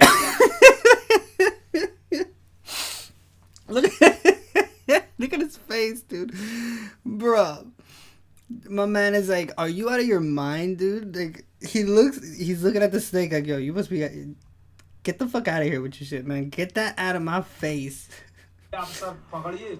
जब आप 5 फीट से आप हम चाहते हैं कि आप Nah, man, I'm good. It's great. I'm good. और एक सांप सर इसमें घुसा हुआ है. साथियों, वीडियो का आखिरी तक बने रहे. ये शायद आप लोग बता रहे थे कि ये वेनमस स्नेक है. क्या बता रहे? देखिए ध्यान से दिखलाइए भाई cameraman. Wow, that one's big. Ooh, in comparison to the other one, this was क्या ये जहरीला है? it's bigger. अच्छा, आपके नजर में जहरीला है. आज के नजर में इंसान जहरीले हैं. आदमी जहरीला है. आपने कुछ दिन पहले देखा होगा कि एक ऐसा इंसान आया और कश्मीर में Wow, he just grabs him like that, dude. Like, no fear. मानवता जिंदा है. ये बिल्कुल नॉन वेनमस है, जिसे हम कुकरी स्नैक के नाम से जानते हैं. Okay. कौन स्नैक है ये? You did catch it. He did say non-venomous, so I'm guessing this one is the kukri snake, because the title says non-venomous kukri snake, and he did say it. So. कुकरी थोड़ा सा भी जहरीला नहीं है. अंधविश्वासी लोग क्या करते हैं? सांपों को मार डालते हैं. क्योंकि भारत में सांपों की 270 प्रजातियां पाई जाती हैं, जिसमें सिर्फ 6 जहरीले हैं. और आज के दौर में इंसानी बस्तियों में सांप आना शुरू हो गया है. तो सेव ट्री सेव लाइफ. कितना सुंदर जगह है. यहाँ का दृश्य देखकर I guess maybe he's explaining that they're found a lot in these type of environments. Damn, my man took that out. He's like the snake whisperer. अच्छा ठीक है, मालिक वो है, हम समझ गए हैं मालिक कौन है. तो आपका जज्बे को हम सलाम करते हैं, क्योंकि इतना बड़ा सोच रखे हैं. हर जगह गाछी गाछ बिरछी कोई भी. Wow, yeah, he's a snake whisperer. He didn't give 2 shits. He grabbed both of them, held them in his hands, and no fucks given. Now, I don't know about the ones that they took out of that barrel, but this one looks very vicious and very dangerous. Only to find out, I guess it's non-venomous, and you can just like grab them and like have them in your hands and whatnot, bro. You know how I am with. I mean, if you want to be a dick about it, the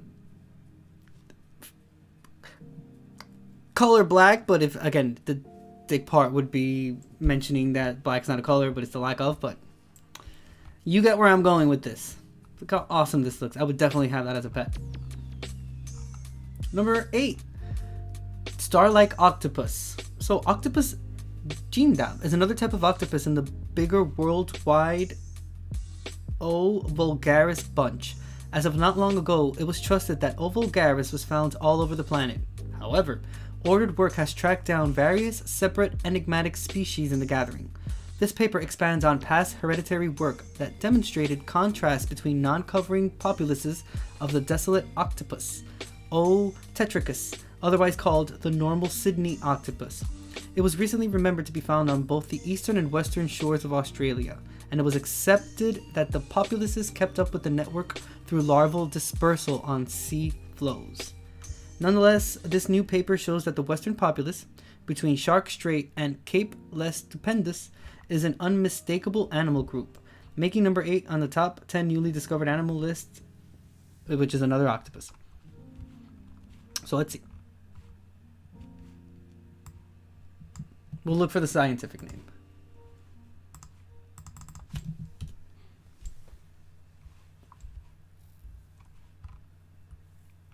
Gyotaku.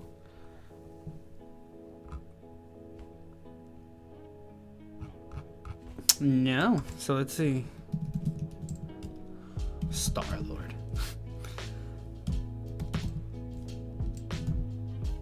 Okay, star-like octopus. So it says flapjack octopus, giant Pacific red octopus, starry night octopus. It's on Facebook. I'm not going into Facebook.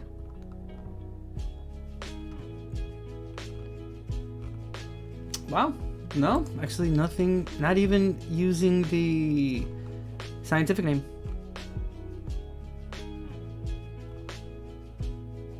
Was decided to diverge from its side of the...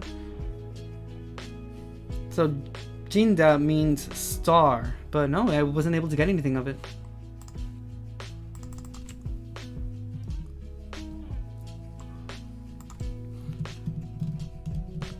Let's see, Australia.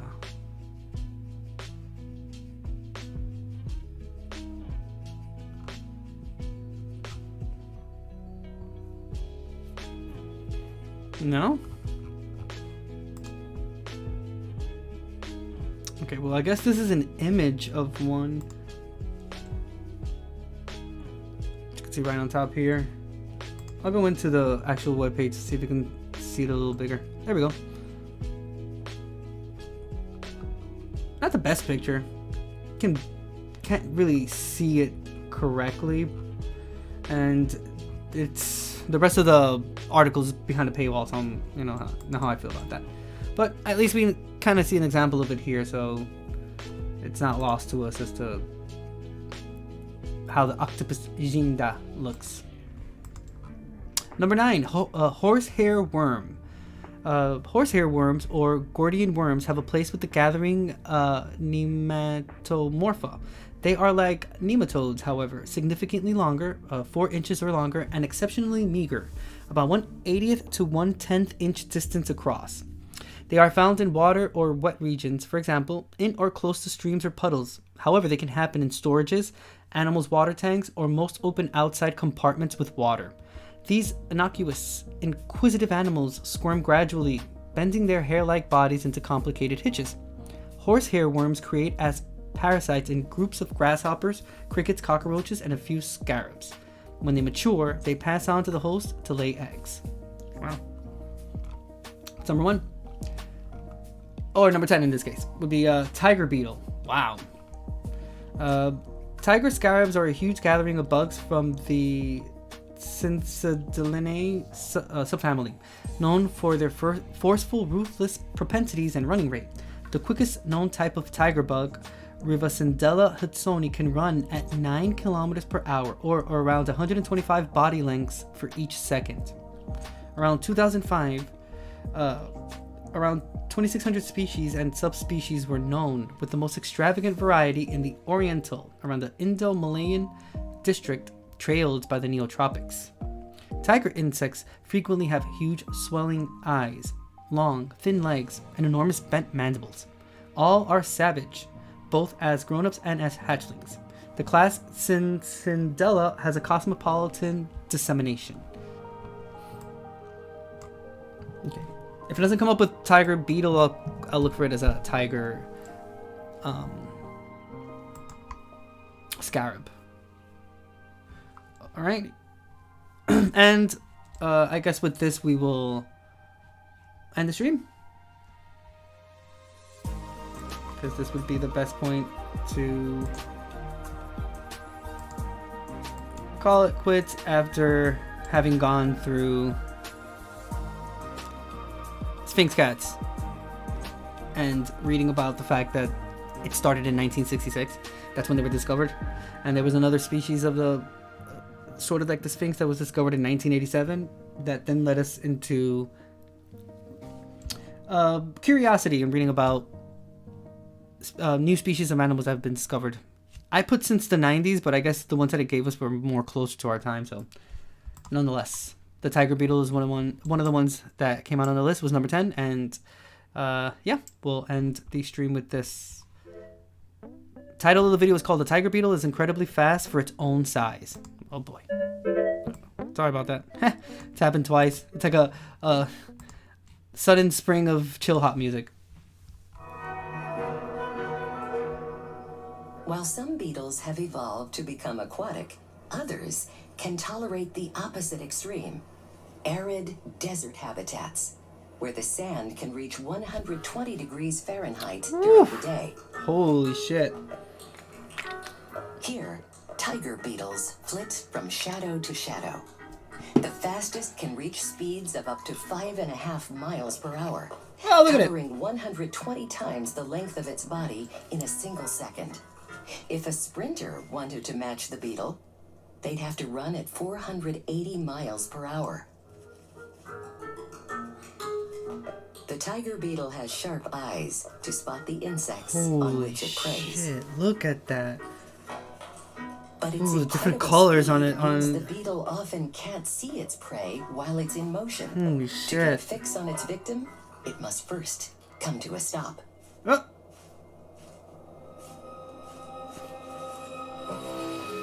Joe, it looks like an insect on cocaine. It can't just like stand still.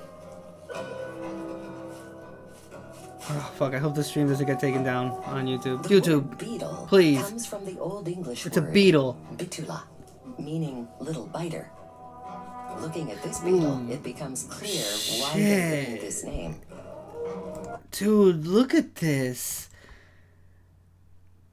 The fact that it has those two-tone colors on its back, and it looks like it has the different shades of like bright colors on them. That, oh wow. And then the sheer amount of like hairs that it has on its underside.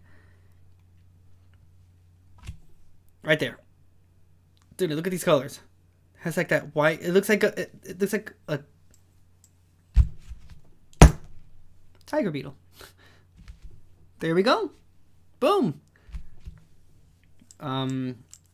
Nature is metal, so I don't know if you have a problem with nature being as metal as it is, then you're gonna have a really hard time on planet Earth, because it just happens, and this is all part of an ecosystem that is so diverse and complex that all we can do is sit back and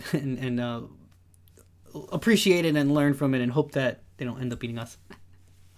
But again, I mean, this is like, wow, this is stuff of nightmares. And sci-fi doesn't have to go that far into creating type of things, like trying to imagine things from other planets. So this looks alien. You feel me? This is like some shit you can see in like Guardians of the Galaxy or some crap like that. Insane. As always, I appreciate everyone being here. Thank you so much. Let's finish up this video, and then I'll go ahead and finish up the stream.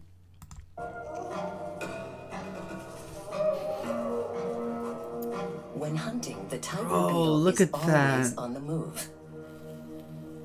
Its larva, on the other hand, has a completely different strategy. It lurks in a burrow dug in the sand, hiding from unsuspecting prey.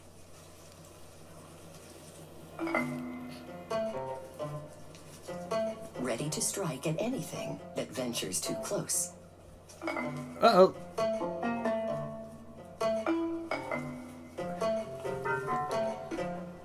Yo, it looks like that thing from Dune. Recently do they withdraw into their burrows and pose no threat to any passerby. Oh. But if they are hungry, they are ready to strike with incredible speed.